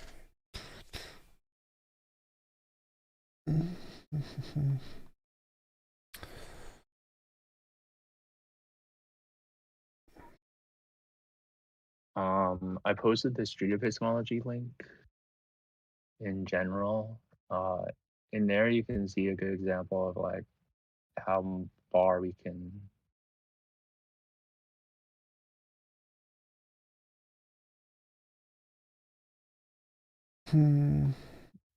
how far we can bring the subreddit.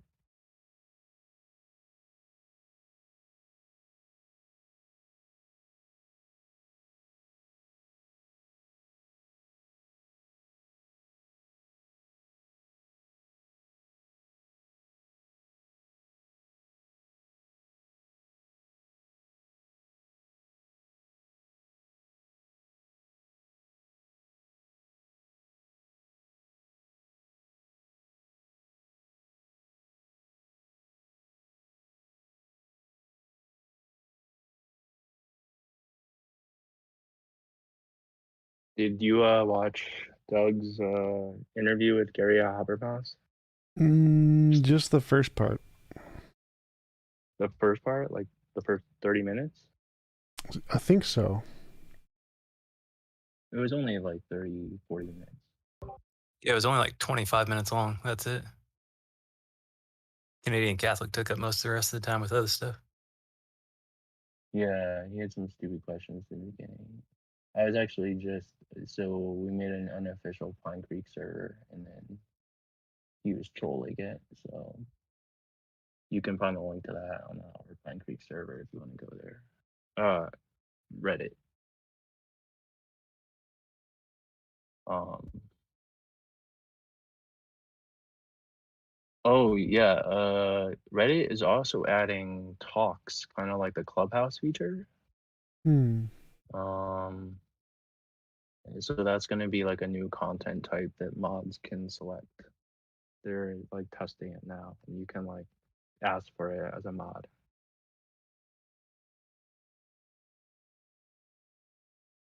So that would actually be great for random anyone join debates and stuff. Yep, definitely have to look more into that, see if it's an opportunity to grow stuff.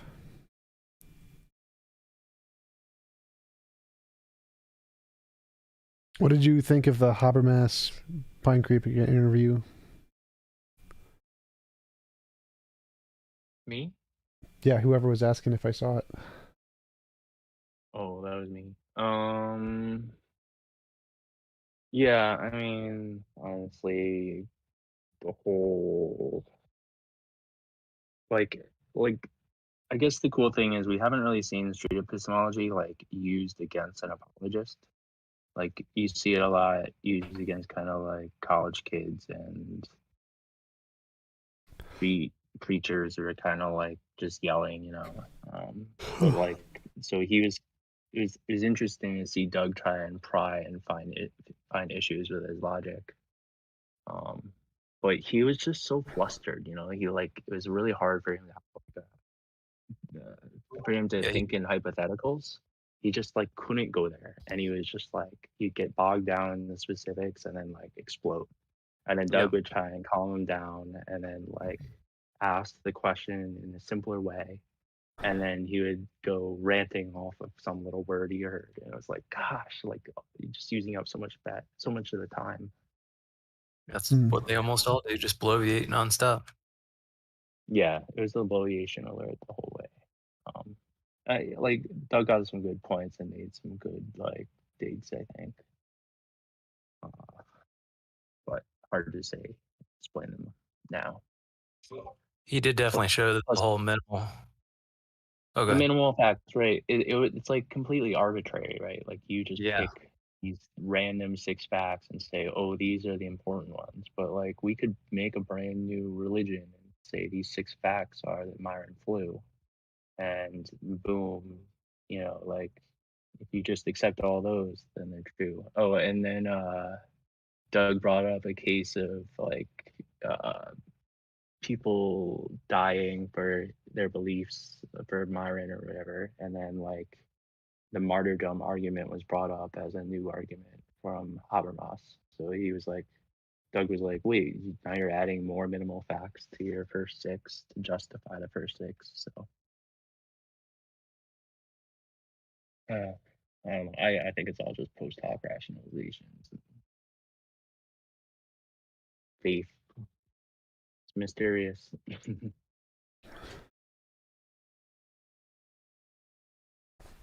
Yeah, I don't think even if we granted the 6 facts, it means anything about God. It's like, okay.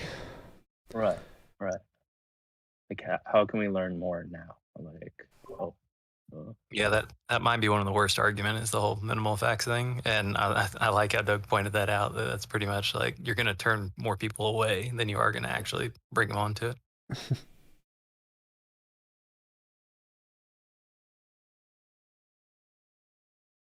Hey, Tom, did you see the debate between apostate prophet and that one guy Ali Dawa?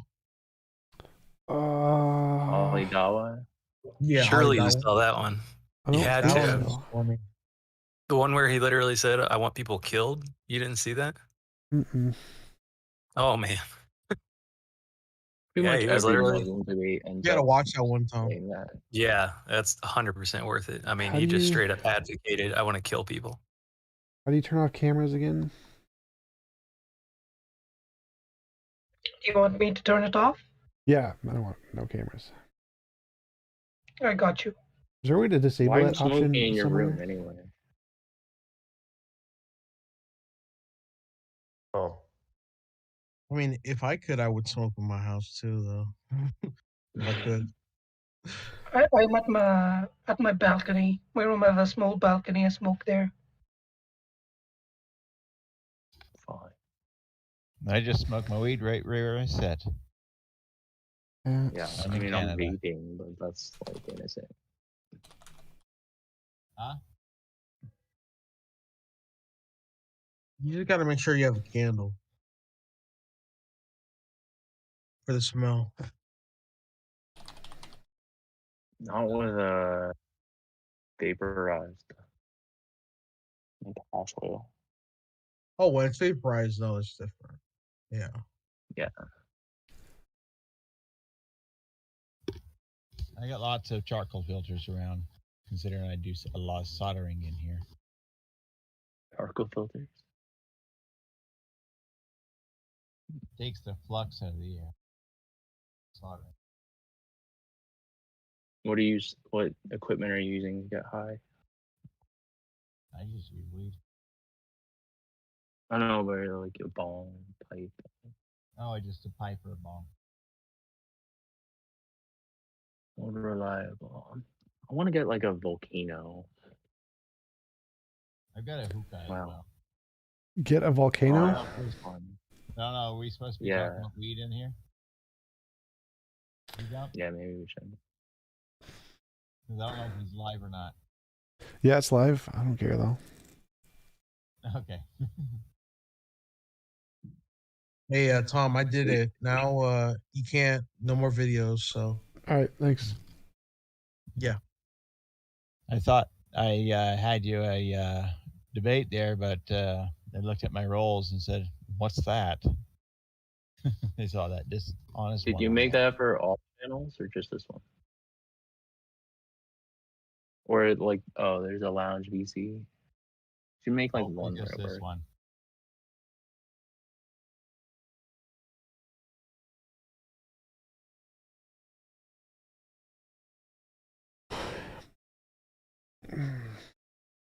Anyone watching the Olympics? Lame. Fuck no. Here and there when needed.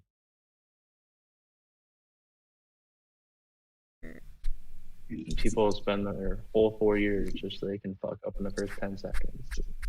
I mean, the Olympics are alright, but there's no reason to just watch other people do sports when you can do it yourself. Yeah, there you go.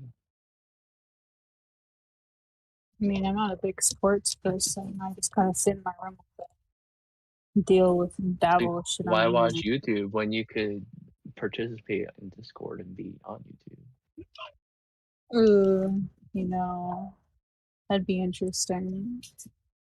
I suppose.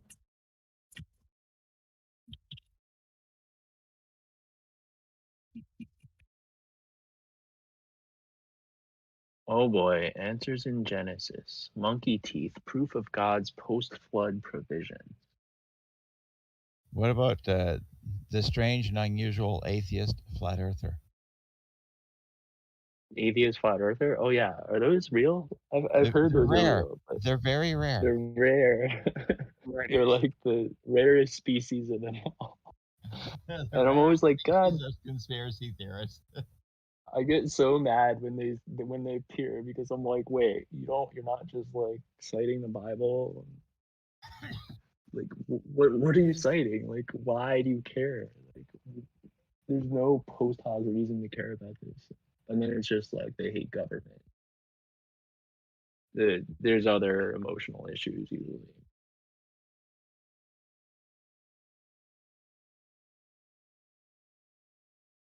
I remember one time we had back when Stage Discovery was on, we had a stage going, a flat Earth stage, and Tom went on pretending to be a flat earther. That was funny.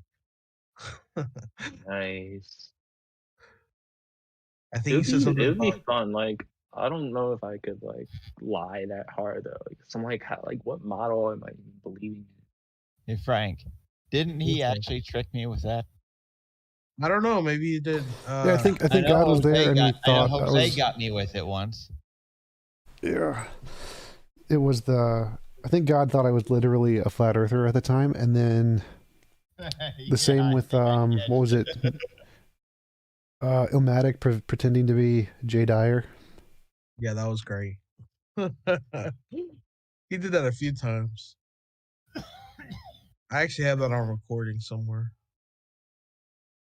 The interaction between me and TJump with him playing Flirt. Okay. See that. No, I remember TJump said something about general density or something like that, Tom? Oh my god. That was funny. Yeah, there's no gravity, it's relative density. Relative density, right? Yep. Goblin Lord, question for TJump.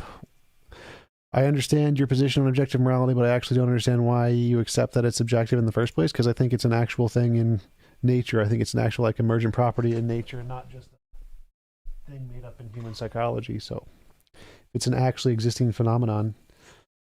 That's a pattern that would be universal, and it's objective.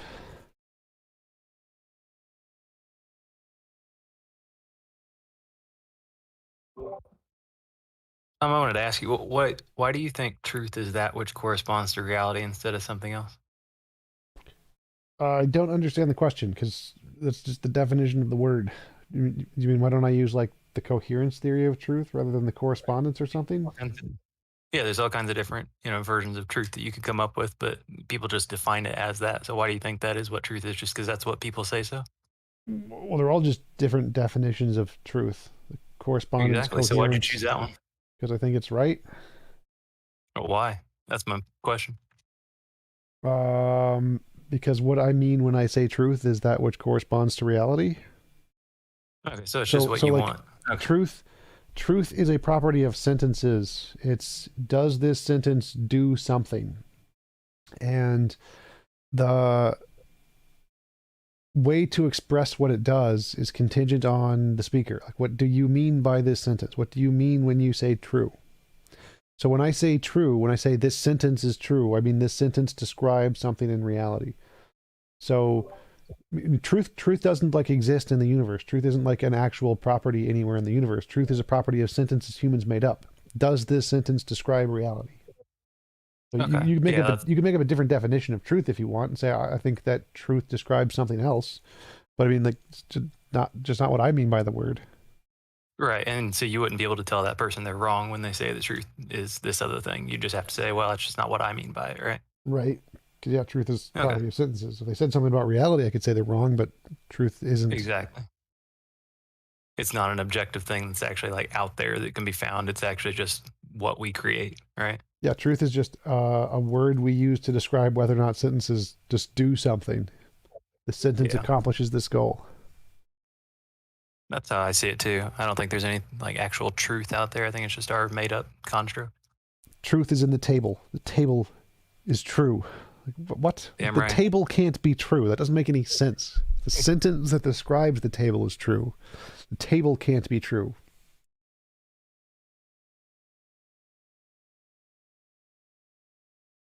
Everything becomes really abstract, huh? What?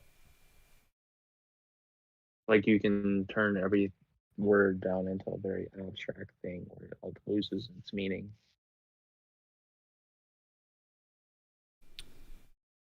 I just hate when like theist arguments end up there. Well, that's true. Yeah.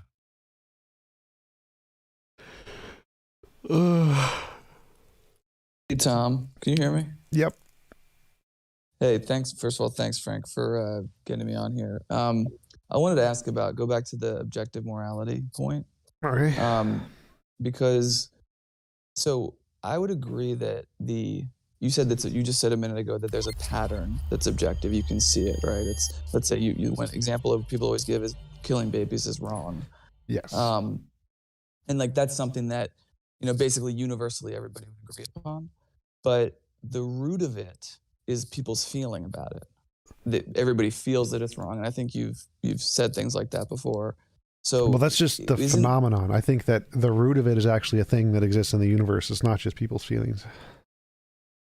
Well, so why do you think that? Because I think it's going to be a consistent pattern in the universe everywhere, no matter what. It's independent of all human life. All life on Earth, it's still going to be there. Why do you think that? I think it's an objective thing. That is a pattern, that is an emergent phenomenon that exists in all life everywhere in the universe. Well, okay, so all life everywhere in the universe? Yeah. What would you say to like the lions that eat the babies of they don't have the intellectual capacity to have understood it yet, so they need more intellectual development and then they'll be able to understand it.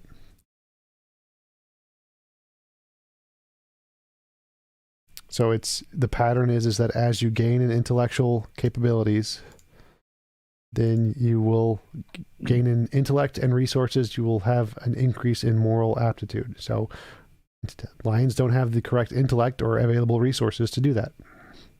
And if lions do have the available resources, they don't eat things anymore. They don't kill. Like if you give a cat enough food, it won't start killing things for food anymore.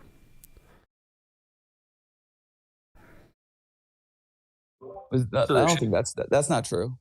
If you give cat plenty of food, it'll still like kill the bird when it has a chance. Not for food. Yeah, he's right. Yeah, you said not for food. Yeah, you're right. So as intellect increases in animals, you see a pattern where the morality, converges with what we think it should be.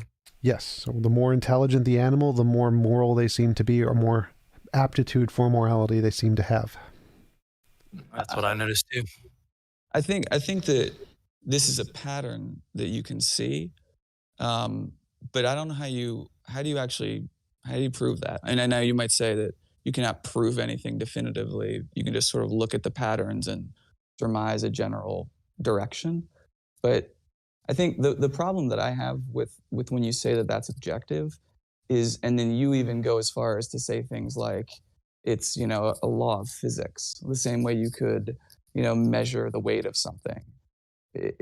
I think it's just not as clear as that. I don't think you can prove it as definitively as that. You can sort of say, I noticed this. Yet, and I you have can't do it yet. a general sense that it's going in that direction, but it's not as like, it's not as objective as like weighing the weight of a tire or something. Right. So what I say is that in the future, we will hypothetically be able to discover this field, and we will be able to prove it in the future. Not that we can do it now. So it's really just, it's a kind of a conjecture that it's a hypothesis. Like you're saying it's a hypothesis that in the future we may be able to. Yes, it's a hypothesis to explain the data that makes testable predictions, which might be confirmed in future. Yes. Okay, but it's not yet. Right. If it was already, I'd have a Nobel Prize. So obviously not yet. Right.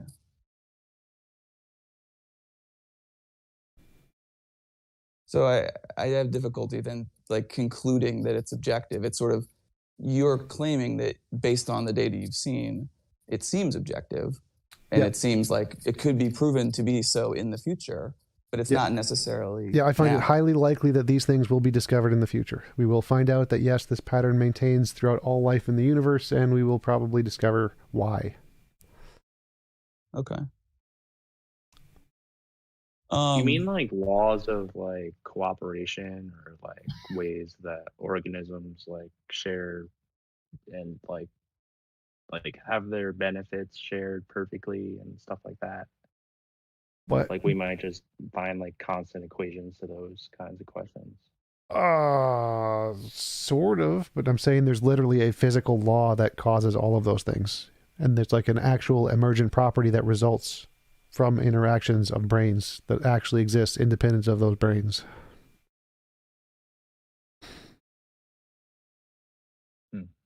But again, there's not good evidence of that. It's a hypothesis. I already said that. If I had proven it, I'd have a Nobel Prize. If there was any like really strong evidence, I'd have a Nobel Prize.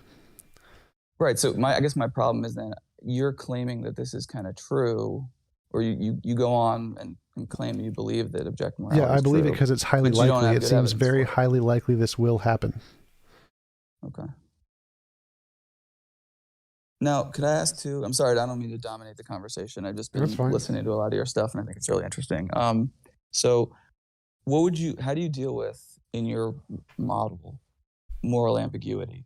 Because what I mean by that is, and you could educate me on this, but like things like a trolley problem, where let's say you have, pick your favorite one, and you were to ask 100 people, it's not like 100 people are going to give different answers, because there's a gray area based on what you feel about the situation. And for me, that would be evidence, or that would be explained by morality ultimately being subjective to the person who is making the moral judgment. Because I think it's subjective. So how do you explain multiple people having different answers to that? Or you could also talk about different cultures having, different attitudes about different ethical, what's ethical in one culture is not the same as in a different culture. How does that shake out to be then objective across everybody? The same reason that if you show people an optical illusion, they'll see a white dress and a white and gold dress instead of a black and blue dress. People's subjective interpretations don't affect the objectivity of things. The fact that they see things differently doesn't mean it's not objective. So that's irrelevant, really. Like, the white and gold versus black and blue dress thing? Mm-hmm. So it's the same thing. The fact that people see morality differently doesn't mean there isn't an objective morality. My evidence for the objective morality is that there is a consistent pattern throughout all of life and human cultures over time. The fact that some people haven't been affected by that in the same way others have doesn't make a difference. So I would say I agree with you. Two people see an optical illusion, or they look at the dress thing and they see it differently. And you're saying there is a fact of the matter that you can get to the bottom of, like whether, an optical illusion or something. Yep. But I don't see, going back to the first point, that you don't really have the evidence yet of objective morality. I would say that we don't, you can't get to the fact of the matter around morality the same way you can with an optical illusion. Right, and I already said if I could, I'd have a Nobel Prize. Subjective. Like, I don't know why you keep repeating the same question over and over again. Yes, I can't prove it's real. If I did, I'd have a Nobel Prize. That's like saying, if somebody believes we're going to discover Tom, aliens... But if I said I could prove God exists, then I'd have a Nobel Prize too. I mean, you could say anything. Like, you're claiming that it's objective. I'm not trying to be a jerk, but it sounds like you're claiming it's objective, but you don't have good evidence. That's the same thing theists do about God. No, it's not, because they're claiming they already have good evidence. I'm not claiming I already have good evidence. I have a hypothesis that I think is highly likely. But what would you say to a theist who said, well, if they just said God was a hypothesis, that's fine. I haven't proven it yet. Like, I believe it's true because I've seen, of that's all fine. the experience That's I've had. Totally fine. So they can say, I have a hypothesis, I think it's true, I don't have any good evidence, then they'd be like, okay, cool. Just that none of them do that. Yep. What do you think is the best counter argument or other argument other than objective morality as this law? Say what? Like, is there subjective morality? Like, as could you rephrase your original question?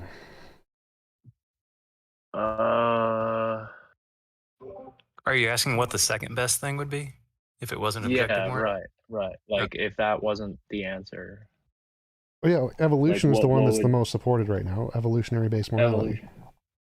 Okay, cool. Do you think that moral intuition and moral progress and being able to solve moral problems, those are all weak evidence, not strong apparently? Well, they're the phenomenon, so they're like the things we're trying to explain. So they themselves wouldn't necessarily be evidence, they're just the phenomenon we're trying to explain. Gotcha.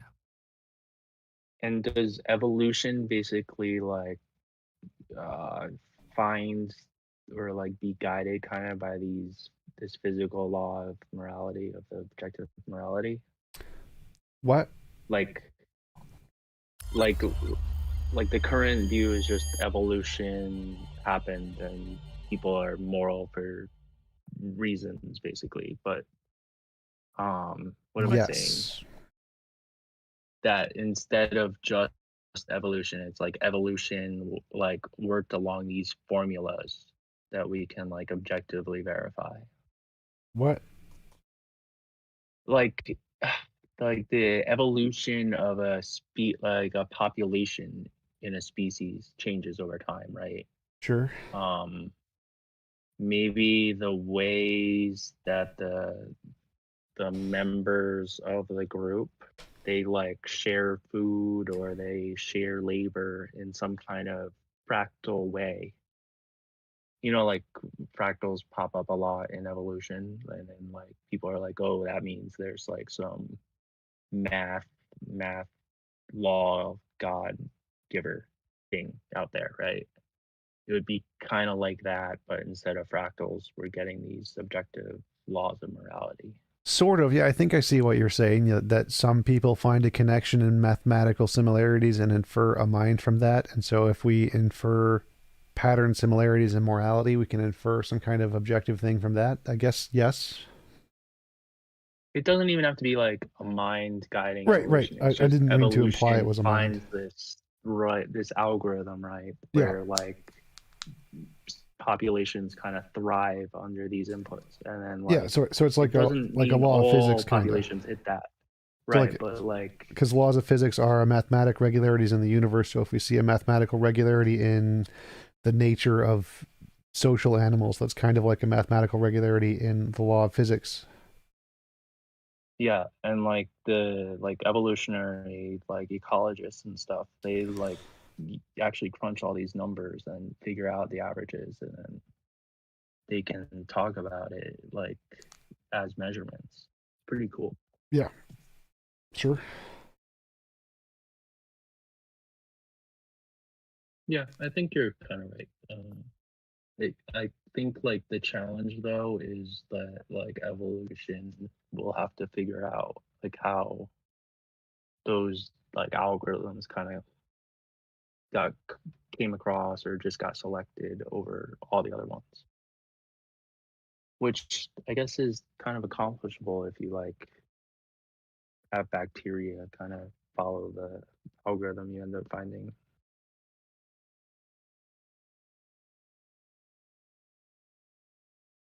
You could think of it as like bacteria sharing like a glucose source in a petri dish, right? Like they could all eat it really fast and then die out, or they could kind of create community and share it somehow. Yeah, I think so.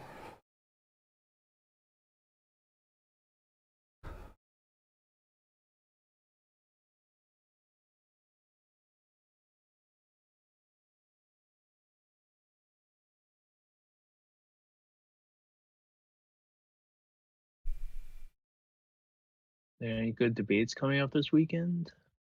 This weekend, I don't think I have anything Friday until tomorrow, right? Monday. I have one tomorrow. With Mango. Mango is coming back. Oh, nice. Yeah. No. Is that about objective morality again? I have no idea. He paid for the debate. He can say whatever he wants to say. I was gonna say that. Did he pay again? Yep. What a dummy. Wow. Oh my gosh. I hope biblical shows Is back he up. a theist or an atheist? He's the shapes and I colors. missed the last. Yeah, I think he's a theist. Ooh. He's I not a think deist, think is he? I'm still kind of thinking he's probably Mango. He's probably the same as Mango. He's also from Australia, so I'm thinking he's Mango.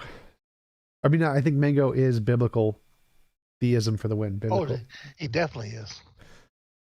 Oh.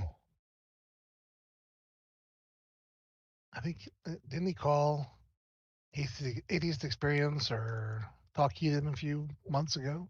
Oh yeah. Like for a couple weeks in a row on every single show. He's hard to listen to. But keep taking his money. Yep. He's not a flat earther, is he? I don't think he knows shapes well. Possible. Flat is the lack of a shape. No. Flat is the shape of a flat earther's brain. Oh my God, your discussion with Mango was almost too much to watch.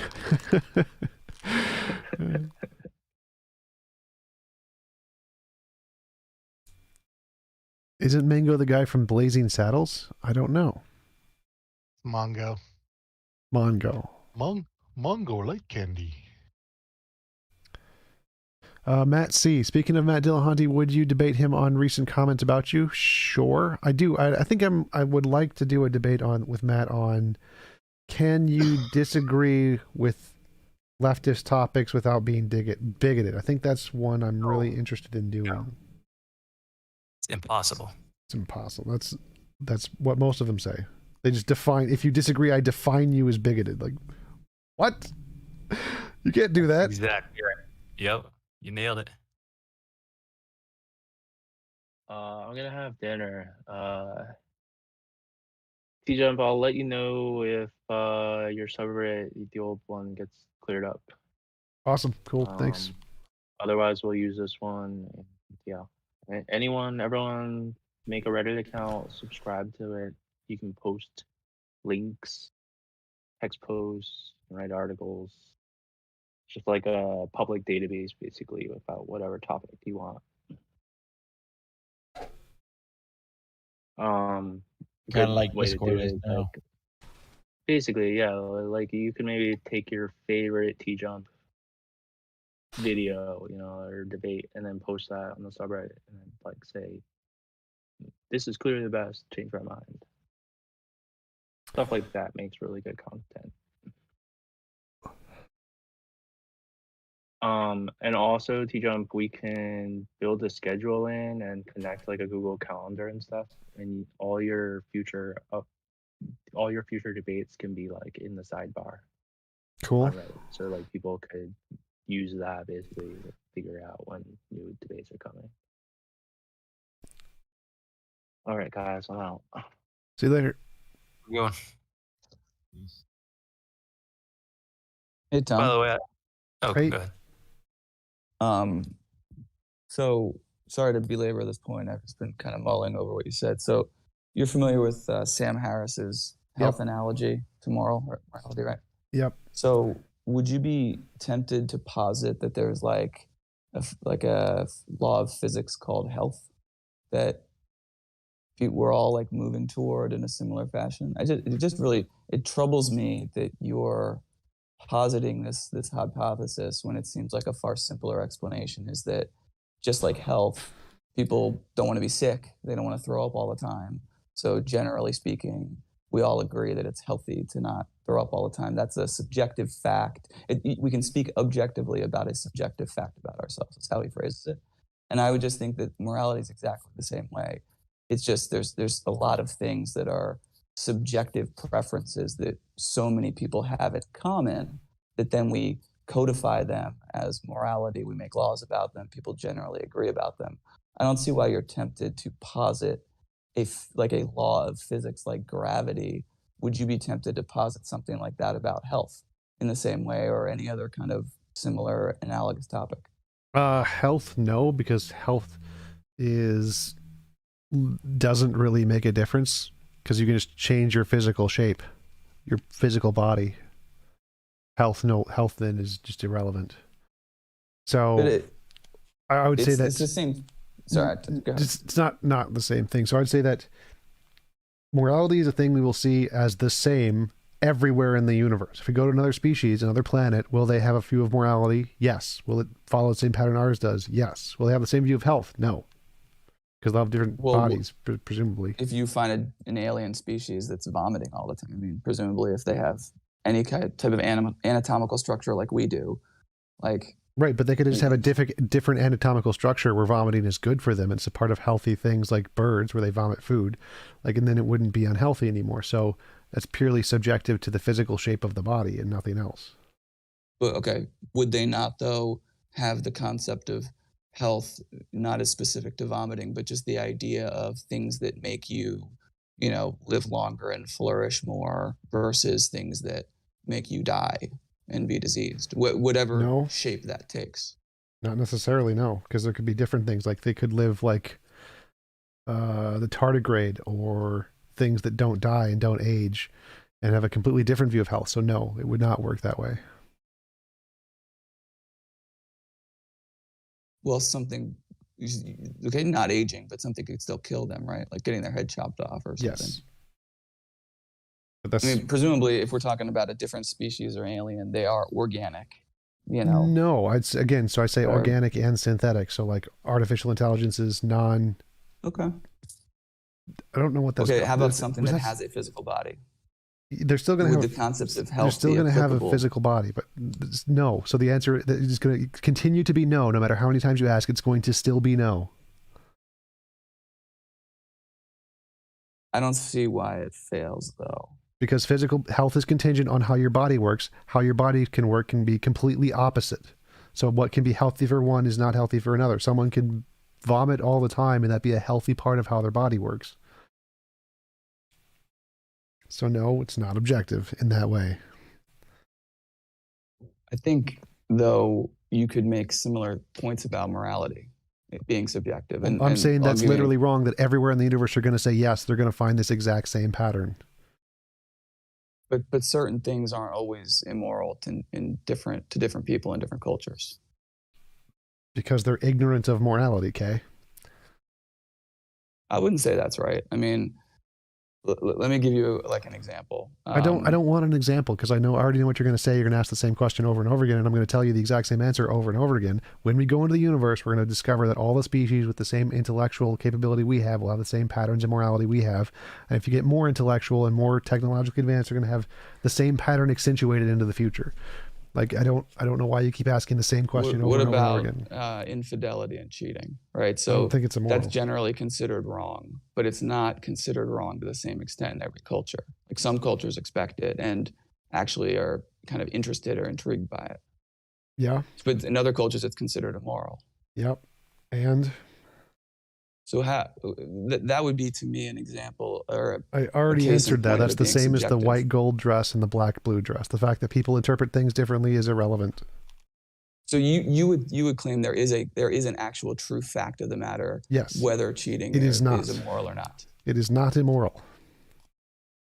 It's not. No. But what about people who consider it? I don't compute. Like They're wrong. Who then decides? Like how do we know? The universe itself decides. It's literally written into the fabric of reality. It is a law of physics. The universe decides. You don't get an opinion. Sure. Okay. So you're positing there is a physical law, like a law of physics. Yep. That determines whether cheating is wrong or not. Sort of. Yes. And all the people in the world, some people who think it's good, some people who think it's bad, are just interpreting that. They're looking at a dress differently, and some of them are looking at the law of physics correctly, and some of them are looking at it incorrectly. Yes. And we don't know whether it's correct or not until we one day discover the law of physics. Yes. Right. But that's kind of, the only thing that's a little impractical in terms of like how we make moral decisions day to day to wait until that doesn't matter. Like whether or not it's practical is irrelevant. So whether or not it's practical to like measure the speed of light in the 1900s is irrelevant. Like we couldn't do it. Does that mean it's true or false? No. The pragmatic implication is irrelevant here to the truth. Well, I think that is true. I agree, but it's relevant for people who talk about morality as being important. And the reason we're even talking about this is like kind of an atheist channel, right? And God is like, the sort of the topic du jour, right? And the point is that the reason what theists do is they've put morality up as a reason to explain why God exists, right? And then they say to atheists, explain morality. If we don't have morality, then like atheism is, bad effectively. And you're positing this physical law point. And I don't think that's, it's just a hypothesis. There's no good evidence to support it. And so when you put that out there, I think it makes, in my opinion, again, no offense, but I think it's a bad argument, because when people hear you say that morality is like a physical law like gravity, it sounds like it's kind of stupid because we don't have any evidence for that. I think it's a far better explanation to just say that it is the result of the data we see. Human beings are, generally agree on a lot of these things, and there's ambiguity, yes, but it ultimately is subjective, and we all agree on it. That's the truth. Well, you can think that, but you're just wrong. So again, consensus of experts in philosophy is that it's objective right now. The question is how. So it's not really, like, you can think that as much as you want. I just don't care. So the consensus of philosophy, it's objective because there's a physical law. No, that's just my hypothesis. They have lots of different explanations of what it is. Emergent property, a priori abstract, Platonic object. There's lots of different theories. We have no idea.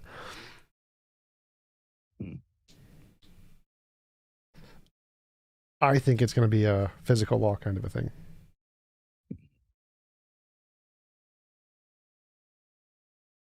Well, I guess I disagree. I get your concern that it looks bad in terms of like practicality, but it depends on what you're after. Are you after the truth, or are you after just something that's practical? Well, I think that practicality is like the most important thing about morality. Like I agree with you, the distinction between what's actually true, what's factually true, and what is practical, right? But morality, the relevance of why we even talk about morality, it's not because we think there's some true thing in the universe, like a law of physics. The reason anyone cares about morality is because it has to do with how we treat each other, and that is completely a practical consideration. So, like, how should we act toward one another? That's a relevant, important question that people care about, and that's why it's always coming up in theist and atheist debates. Because they're saying, this thing that everybody really cares about, guess what? We're theists. We can ground it because we have a source of it. You, as an atheist, can't. And that's a weakness of your worldview. that's the reason it's coming up, not because we're trying to solve the E equals MC squared of the morality of the universe. That's exactly what they're trying to do. Who is? Theists. They're saying they can solve the E equals MC squared of morality. That's the whole point of the God thing. When they say ground it, what they mean is they have some kind of correspondence to reality that they can ascribe to morality, and atheists can't. So there's some phenomenon in reality that can't be explained that they can explain. They're literally trying to do the E equals MC squared thing to morality. That's true, but I would say the way to undercut that argument is to say, because actually, let me make one other point. Is if it were true, if you were to grant theists that their God does exist, then I actually think they do have a basis for objective morality, because it's objective the same way that you can look at a yardstick and say this is objectively 1 inch, right? You can objectively look at the rules that the Sky Daddy put out there and say, those are the rules, they're objective because he put them out there. And now you might argue, yeah, but ultimately that's subjective because they're just up to the whims of the Sky Daddy. And I would agree with that. But nevertheless, you could change on a yardstick what an inch is. So the same way the Sky Daddy could change the rules, but at any given moment, the inch is the inch and the rules are the rules. So if you grant that God exists, I think they do have a basis for objective morality in the sense that it's observable and objective. Boom, that's the rule, right? But the way to undercut them is to say, that's all well and good, but the reality is you just haven't shown that the God exists. Instead, what you're doing is you're trying to undercut them by saying it's a law of physics, which is a hypothesis quite. You have no evidence for. So there's 3 things there. One is that when we're asking about real morality, objective morality, we want to know, is something real, true, independent of opinion? That's what objective means. So if it's contingent on God's opinion, it's not objective. It's not best. Sorry, you finish your point. The second thing is that the way to counter their argument is just to say, you've made up something to ground morality, we can make up a different thing to ground morality. So we don't even need to provide evidence of a law of physics. We can just say it's possible to ground it without a God, because anything else we could make up could also ground it. And so you don't need to provide evidence for it. But those are also completely separate from whether or not there is such a thing as objective morality. Sorry. So the way I address their argument is just to say we can make up something to ground morality too. Neither of us have any more evidence, so we're both equally justified.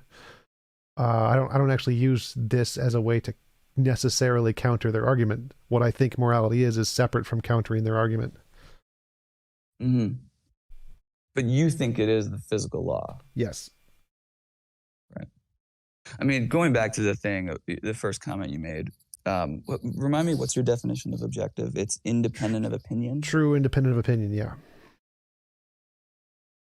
Okay, so I guess this is just a fundamental difference of opinion, but I think that going back to the morality question about, infidelity, for example, or you could pick a huge number of gray area topics where the ethical choice is a kind of a gray area. It ultimately comes back to the human being's feelings, the subject's feelings about what that morality is. I mean, I guess you're just going to say I'm still saying the same thing over and over, but I'm saying, that seems to be a lot better. Response.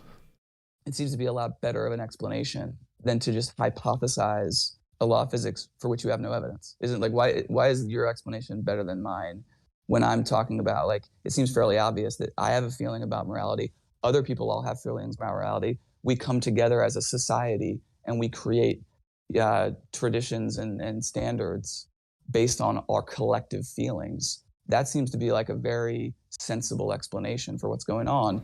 And then you're positing something for which you have no evidence. Why do you go with that explanation and not mine, I guess? Because yours would make no sense as to why we see moral progress. That's the exact same in every culture and every species on the planet that follows the same pattern. Well, I think I can make sense of that. And that is, no, if it's arbitrary and decided by the values of the people, then it would be random. There wouldn't be one. If there wouldn't be a consistent pattern that's the same in all cultures all over the world, it wouldn't make sense anymore. I think the way that I would explain the point, so I have an answer for you. The way I would explain it is, I guess I'd probably reference back to Sam Harris with the concept of well-being, which is that even though people have differences of, I think so. There's different categories. Some categories purely are subjective, and we just make up a rule, like let's say infidelity and Latin culture. My wife's from Latin culture. Like I've learned about that through her, that they have different like sensibilities about these things, right? And so those are things where the morality is sort of, actually is subjective in the end. But then there's other things that you could ground in well-being, which have to do with really physically hurting people, causing pain, stealing things, giving people freedom. There is a well-being that you can ground the subjectivity to, that creates progress when people are creating more well-being over time. And we discover those things through consistent, reliable patterns, like more liberty, freedom from pain and suffering. Those things can explain why subjects have better experiences in life and more well-being when they're free from suffering and all those terrible things. And that's why we have progress in the direction towards more freedom. Okay, so that didn't make any sense. What's wrong with that explanation? Well, it doesn't make any sense. Like, well-being is just another word for the same thing we're already talking about, and you're just granting that there's some objective features or something. Like, seems to go counter against your argument, but again, it didn't make any sense. So you're trying to explain, why is there moral progress that is the same across all species and all cultures everywhere in the world? Because well-being is a thing. That doesn't quite answer the question. Well, it would say that the answer is people have common experiences, right? Like they let's take slavery as an example. There was a time when, the most powerful people could enslave other people. And then over time, we realized like that's a bad thing because I wouldn't want to be enslaved. We have, as a society, we progress because we have, a more comprehensive understanding of morality. And that is the well-being. Like that seems perfectly reasonable to me. Maybe I didn't articulate it very well, but it's... Why do all societies follow the exact same pattern? Why do we all value the same things, independent of culture and values? You can't say culture and values because it's independent of culture and values. Well, why do we see these patterns in animals that have no human culture and values? Because it's something like, the painfulness of pain. Like, why do we move towards not inflicting pain on each other? That's in the moral bucket. It's because we don't like pain. It's common across all species of animals and people. You're talking about moral intuition and moral progress, right? I'm explaining why there's moral without the need for there to be a physical law for it. And I think it's kind of common sense, or maybe I'm doing a poor job explaining it, but like if you say, I don't want to be hurt, I don't want to feel physical pain. And so societies over time gradually start to realize, they start to get the joke that if I'm not inflicting pain on other people and we have general order where people aren't inflicting pain on each other, then I'm less likely to have it and we'll all get along better. So that is the direction of all societies, because they all get the joke that if we're not hurting each other, that means I'm going to have less pain. That's better for me. So let's all collaborate here. And that's just that's the direction of everybody. I don't see why does that require, a law of physics? Because it seems obvious. Empathy is only a thing that evolved more recently, and it's not, morality exists in things with no empathy. So it can't be based on empathy. Morality exists in things with no empathy. Like, can you give me like animals, you mean, or something? Yep. Like animals, and in my hypothesis, AI will probably have it too. So yes, it will not only exist in empathy things, and we see moral progress in things that have no empathy. I would say, first of all, I guess it depends on which animals, but you could probably explain that through evolution and social species. And also, some people would argue that some animals probably do have empathy. Like, well, lots of animals do have empathy, but not all of them, and morality exists in things that don't. Sure. So give me an example, just because I just can't think of any. What's an example? Smaller insects that exhibit moral things and helping. Right. So like bees, they collaborate. They have their roles. They have like a society that has rules and laws of behavior, and ants and all this. I would say that is a product purely of evolution, where you have, when ants are collaborating together, they're able to propagate their DNA more. So that explains why they collaborate the way they do. And it looks like we interpret it as morals, but it's really just the logical, common sense conclusion of what they need to survive if they're collaborating in a better fashion. Okay, and you're just obviously wrong. Like, this is going to happen. We're going to discover other species and other things, and they will have morality. So your model is provably wrong. We're going to discover morality in things that aren't evolutionary, so it's going to be provably have nothing to do with evolution. Like, this is not even hard. What? You're saying you just said I'm obviously wrong, but yes, you also said that we're going to prove. So you're saying I'm obviously wrong for something that hasn't been proven yet. Like if you did prove it, then I'd be obviously wrong. But it hasn't been proven. It's just a hypothesis. No. What you're saying is obviously wrong. Like, no one agrees with what you just said, so that doesn't work. The models in morality in what? There's people who agree with him. No, like in academia, I'm saying. Like in academia, his model doesn't work that way. Can I probe you there? Because that's not the point now, is it? You said no one agrees with him. There are people. I'm gonna kick you if you're that pedantic. I'm just gonna kick you. Obviously, I didn't mean literally no one. That's just stupid. Don't waste my time on that pedantic garbage. I agree. The point here is that it seems obvious, seems highly likely we will discover other species. They will still have a model of morality. Any kind of interaction will build a model of morality. It doesn't require evolution. It just doesn't make any sense what you're saying. Like, I don't. Okay. It's just a stupid thing to say. Like, there's a reason the consensus is yes, we're going to find these patterns in everything. It's not just going to be in humans. It's not just evolutionary. We're going to find these same patterns. This pattern is more than just a product of evolution. So you're saying, and you could be very well right, I just don't know. You're saying that the consensus view in academia is the reason that ants behave the way they do to each other is because they have a moral system. No, that's that is not, somehow. No. Well, because you just said what I said was obviously wrong. I said that their interactions are a product of evolution. It's not a product of like a hypothetical law of physics. It's the result of them evolving to help each other. You said that's obviously wrong. Nobody agrees with that. Wasn't what I was responding to. So I'm just. What do they say? As I said before, the consensus in academia is morality is an objective thing. There is a right and wrong answer here. That's the position. How do they explain the ant morality? How do they explain the ant's morality? Like, I don't know. I was saying now I explain it.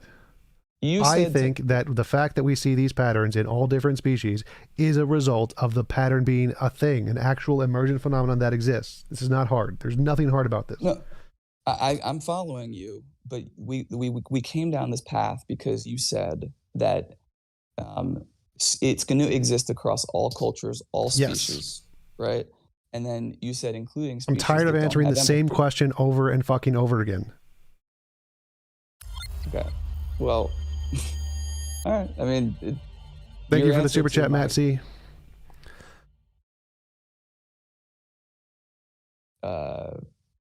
If you don't want to talk about it anymore, then yeah, it's so fucking stupid. Like, no, we will discover morality in future things. If you don't believe that, you're a dumbass. Like, you have to be stupid to not think, yes, we're going to discover morality in other things. Yes, it's probably going to follow the same pattern, which means everything you're saying is wrong. Tom, you're a very smart guy, and you're saying that I'm a dumbass because we're probably going to discover something? Yes. But, I mean, come on. That's you're saying will we discover other life forms? Hypothetically, will they have morality? Yes. Okay, problem solved. Like, do you think they will not have morality? Will other species on other planets, will they not have morality? I think they will. Will it follow the exact same patterns ours does? To the extent, yeah, I mean, it'll probably follow patterns. Yeah, because there's objective things like health, that they will always follow these objective patterns, and it will be the same across all conscious agents in the universe, won't it? But that doesn't show that there's like a law of physics. There's something there. There's something that causes certain consciousnesses to form a certain set of desires that correspond to some set of values. Yes? And it's not always health. People don't give a shit about health. People sometimes choose to suicide. That's perfectly fine. And we understand that if someone wants to die, they're morally allowed to die. So morality can go against health. Perfectly fine. And this will be the same everywhere in the universe. Right. But You So yes, said there's stuff some like there's like pattern. a There is moral some pattern. There is some field or something, function like- of reality that causes consciousnesses to have this set of values that is independent of health, independent of evolution, most likely. This is not hard. This is very, very simple. Very, very simple stuff. Will this happen? Yes. Is a universe better without rape? Yes. This is not hard to say. No, I get that, but again, so I don't want can to talk about this anymore. So fucking dumb. Too many times. The few things that piss me off, repeating the same answer over and over again. Yeah, well, I mean, I don't think you've done a particularly good job of it, but that's up to Yeah, I've done a listeners. great job. You just keep asking the same question. No, but your explanation for it is that there's a law of science. Stop. Which is Holy shit. Just fucking stop. It's based on the. Just stop or I'm going to kick you. Last warning. Shut the fuck up. So tired of answering the same question over and over again. Holy shit. Is there evidence for it? No, we don't need to. I think it's highly likely. If you disagree, okay, be a dumbass. I don't care. All right. Well, I appreciate the conversation, Tom. Thank you. Yep.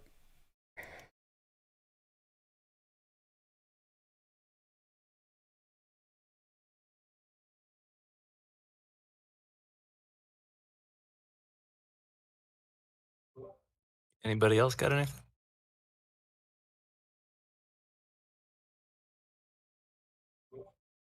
What did you think of your debate today? The Dan, I think was his name. I don't think it was supposed to be a debate. It was just more a conversation, but I just gave it my general title. Yeah, it was definitely not a debate, that's for sure. It was just some guy being super friendly, like over the top friendly, like, hey, look at me, I'm a Christian. Yeah, it This wasn't is how friendly we all are. Yeah, it wasn't scheduled as a debate, so it's just an open conversation. Yeah. Yeah, it definitely didn't go. I was thinking it was gonna, just from the evidence of God thing. I know you put that on anything that generally has to do with God, but yeah, he definitely didn't. I mean, did you think of anything where he actually gave any, possibilities for evidence of God? I don't remember any. I didn't ask for any. So again, I never told him about that title. The title was completely separate from the conversation. It's the thing I put on there. So it wasn't supposed to be. That's what I figured. Since you said you just generally do that for all those things, so I figured. Yep. So it was. He didn't expect.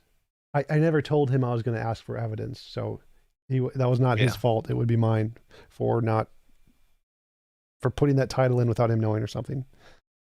Yeah, I understand. Thank you for the super chat, Goblin. Like, anyone should know I'm annoyed if I have to repeat the answer over and over again. I'm always annoyed for having to repeat the answer over and over again, so that should not be a surprise. Thank you for the super chat, Antipode. Some define good as something. Stop scrolling. Some define good as something that ought to be done. How do you define good in your system? Where you have no oughts. I think good is the state of having no involuntary imposition of will. That's good. Or something along those lines. No involuntary imposition of will is good.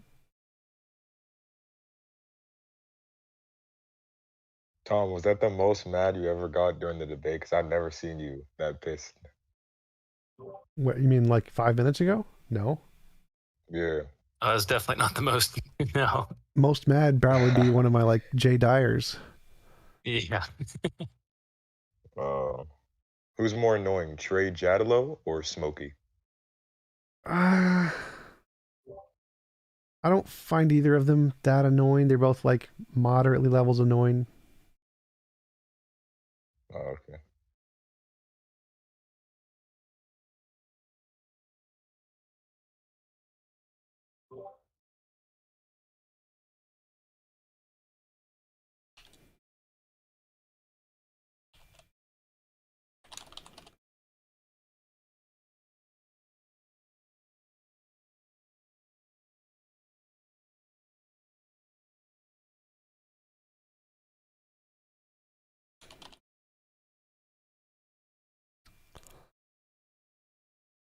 Anybody else got any questions? I'm probably gonna get dinner soon. Just a random thing. I definitely think you're heading in the right direction with doing more debates more often and kind of keeping them more regular, and having the after shows and stuff like that. I think it's definitely helping. I like it a lot. Thanks. Yeah, I hope so. It definitely seems to keep more viewers than just doing like a Q&A separate or something. Yeah. Yep. And Depo, thank you for the super chat. What would you say that justified immoral acts are good? Sort of, because they minimize the involuntary imposition of will. So they're the least involuntary imposition of will you can do. So good in a general sense, sure. I guess that fits. I guess that's a good way to define good, as getting the closest to the best of all possible worlds you can. Good is like a pragmatic definition, sure.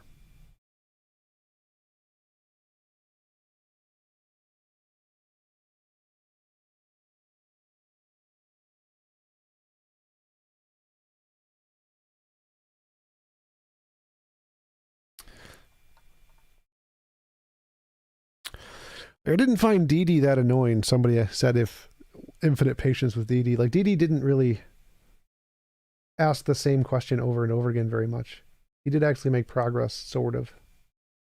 Right? He's almost just fun to play with. Like, it's so insanely predictable. Yeah, the hard thing with him, though, is he doesn't give you enough time to speak. I think that's the most annoying thing about Dee Dee. Agreed. But Tries to control every... I do find his tree interesting, his conversation tree. Yep. He's got it down to science. So I would definitely like to, I would enjoy talking to somebody and going through his conversation tree if they were more amicable. Thank you for the super chat.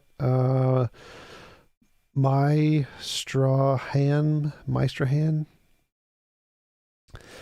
Is a debate your default method for changing someone's mind? My goal has never been to change someone's mind. Do not care. I think debate has like a 0 point something % effectiveness of changing people's minds. I don't know. Like the best way to change people's minds is just science, I guess.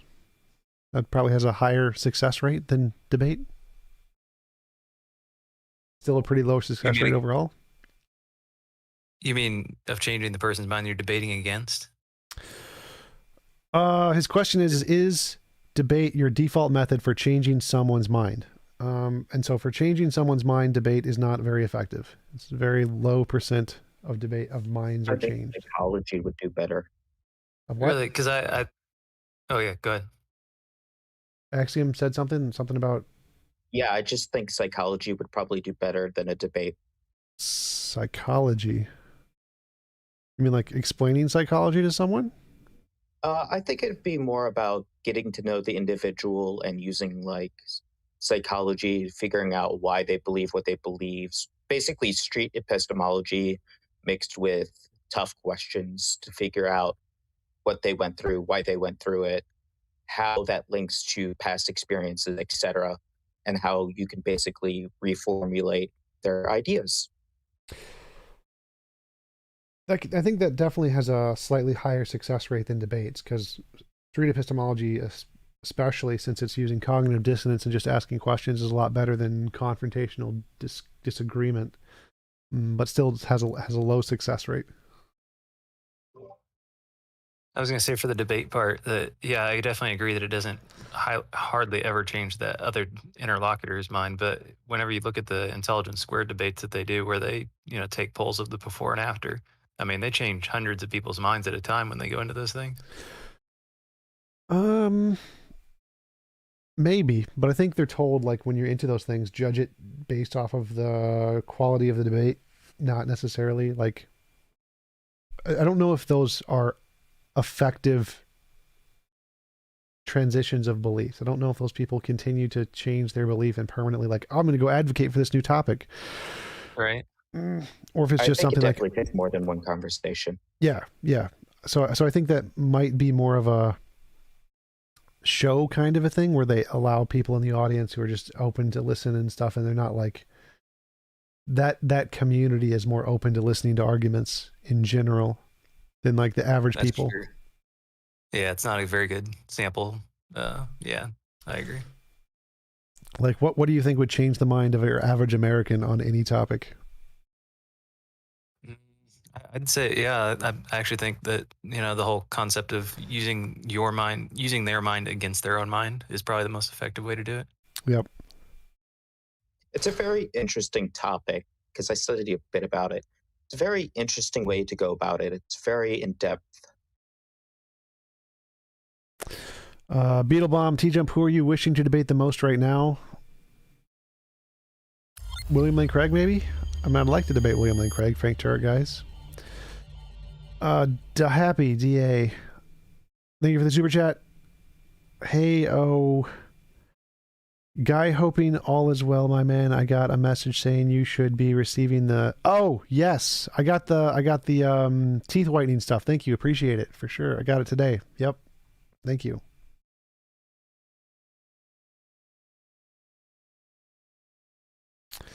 Sent me some really fancy, nice teeth whitening stuff because I got yellow teeth. I'm actually doing the same thing. That's funny. Oh, what kind do you have? I have no idea. He just sent me the stuff he is because he's a dentist guy. So, gotcha. I could tell you what he didn't get. Acid, cocaine, meth. There's a lot of things I did not get.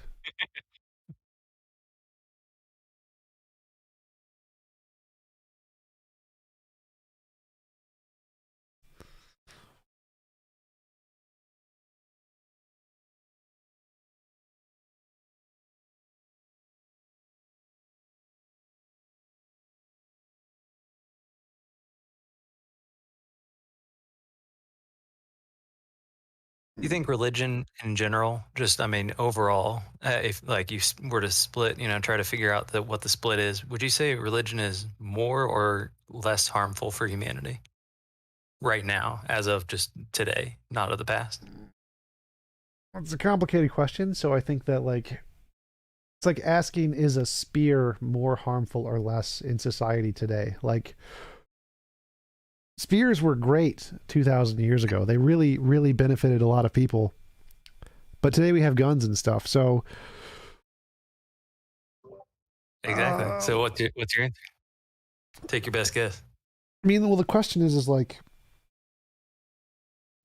also, wouldn't that be like Swanee? What? Well, the question is like, would humans today,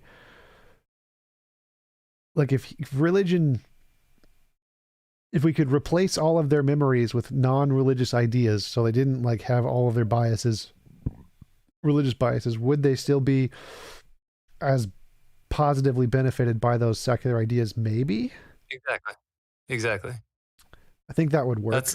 I think they would. I honestly think it's more harmful than less harmful. But I mean, like, if we let's say we just disproved every religion tomorrow, like just proved every religion wrong. Yep. I don't think that would be good for society. I think a lot of religious people would go crazy. First, I agree. But I think after things settle down and people realize the truth, then they'll be like, okay, well, now we're all on the same page. This is beautiful. We can actually work together now. Oh, I think shit would burn. It would for a little while, for sure. Maybe like a few hundred years. It sounds like for a little while, a few generations. Just a little bit. We'd be back in the Stone Age. People would go shit nuts.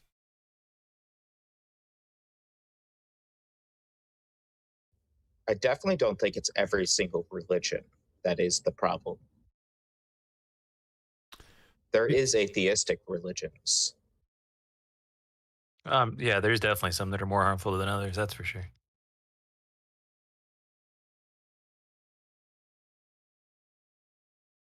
There are definitely atheistic religions, sort of, and I definitely want to create one, so I definitely agree there. Yeah. I'm a part of an atheistic religion, so... Yeah. Which one? I do not speak for the Church of Satan, but I am a member of the Church of Satan. Which one is, because I keep getting those confused, the Church of Satan and the Satan? LaVey. Gotcha. Which is the one that like actually worships Satan? Is that the Satanic Temple? That would be the Satanic Temple, and I'm not trying to misrepresent. I'm only going off of what their original website said. But if you want to go with more evidence-based, Luciferians believe in a literal worship of a semi-Satan, but they replace Satan with Lucifer. Those are the same, aren't they? Lucifer is the fallen angel. No, Satan. No. So Satan only ever meant the adversary. It was more of a position in the Hebrew Bible than it was an actual entity. Lucifer was in the Bible a fallen angel, but before the Bible was a Roman god. Bringer of the light, by the way. A lot of people don't know that. I thought that was Prometheus. Very fascinating information. I provide links if you so wish.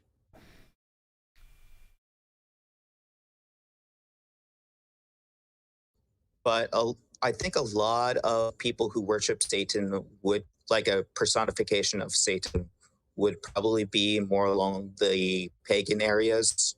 Some of the pagans believe in a literal worship of Satan. Some pseudo-Christians believe in a literal worship of Satan. It really depends on the religion.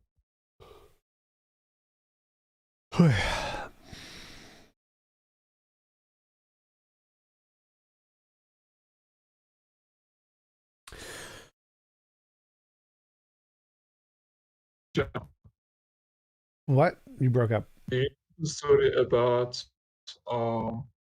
is conducted by Justin Barrett in Oxford. Justin Barrett? What about Justin Barrett? Is that the Got Questions guy? He conducted a study, I think, and they concluded that 1.9 million people are that are randomly selected around the world. They're predisposed to believe in a god. Like, I don't know, like the details, but I came across with these arguments when I was debating with a theist. Yes, I do recall that. That sounds very familiar.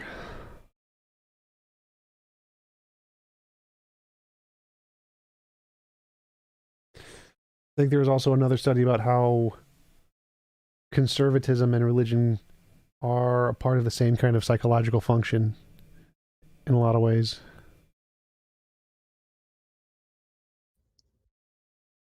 There's a very interesting book about the similarities between the two. Or at least I think there is. Can't remember the book's name, though.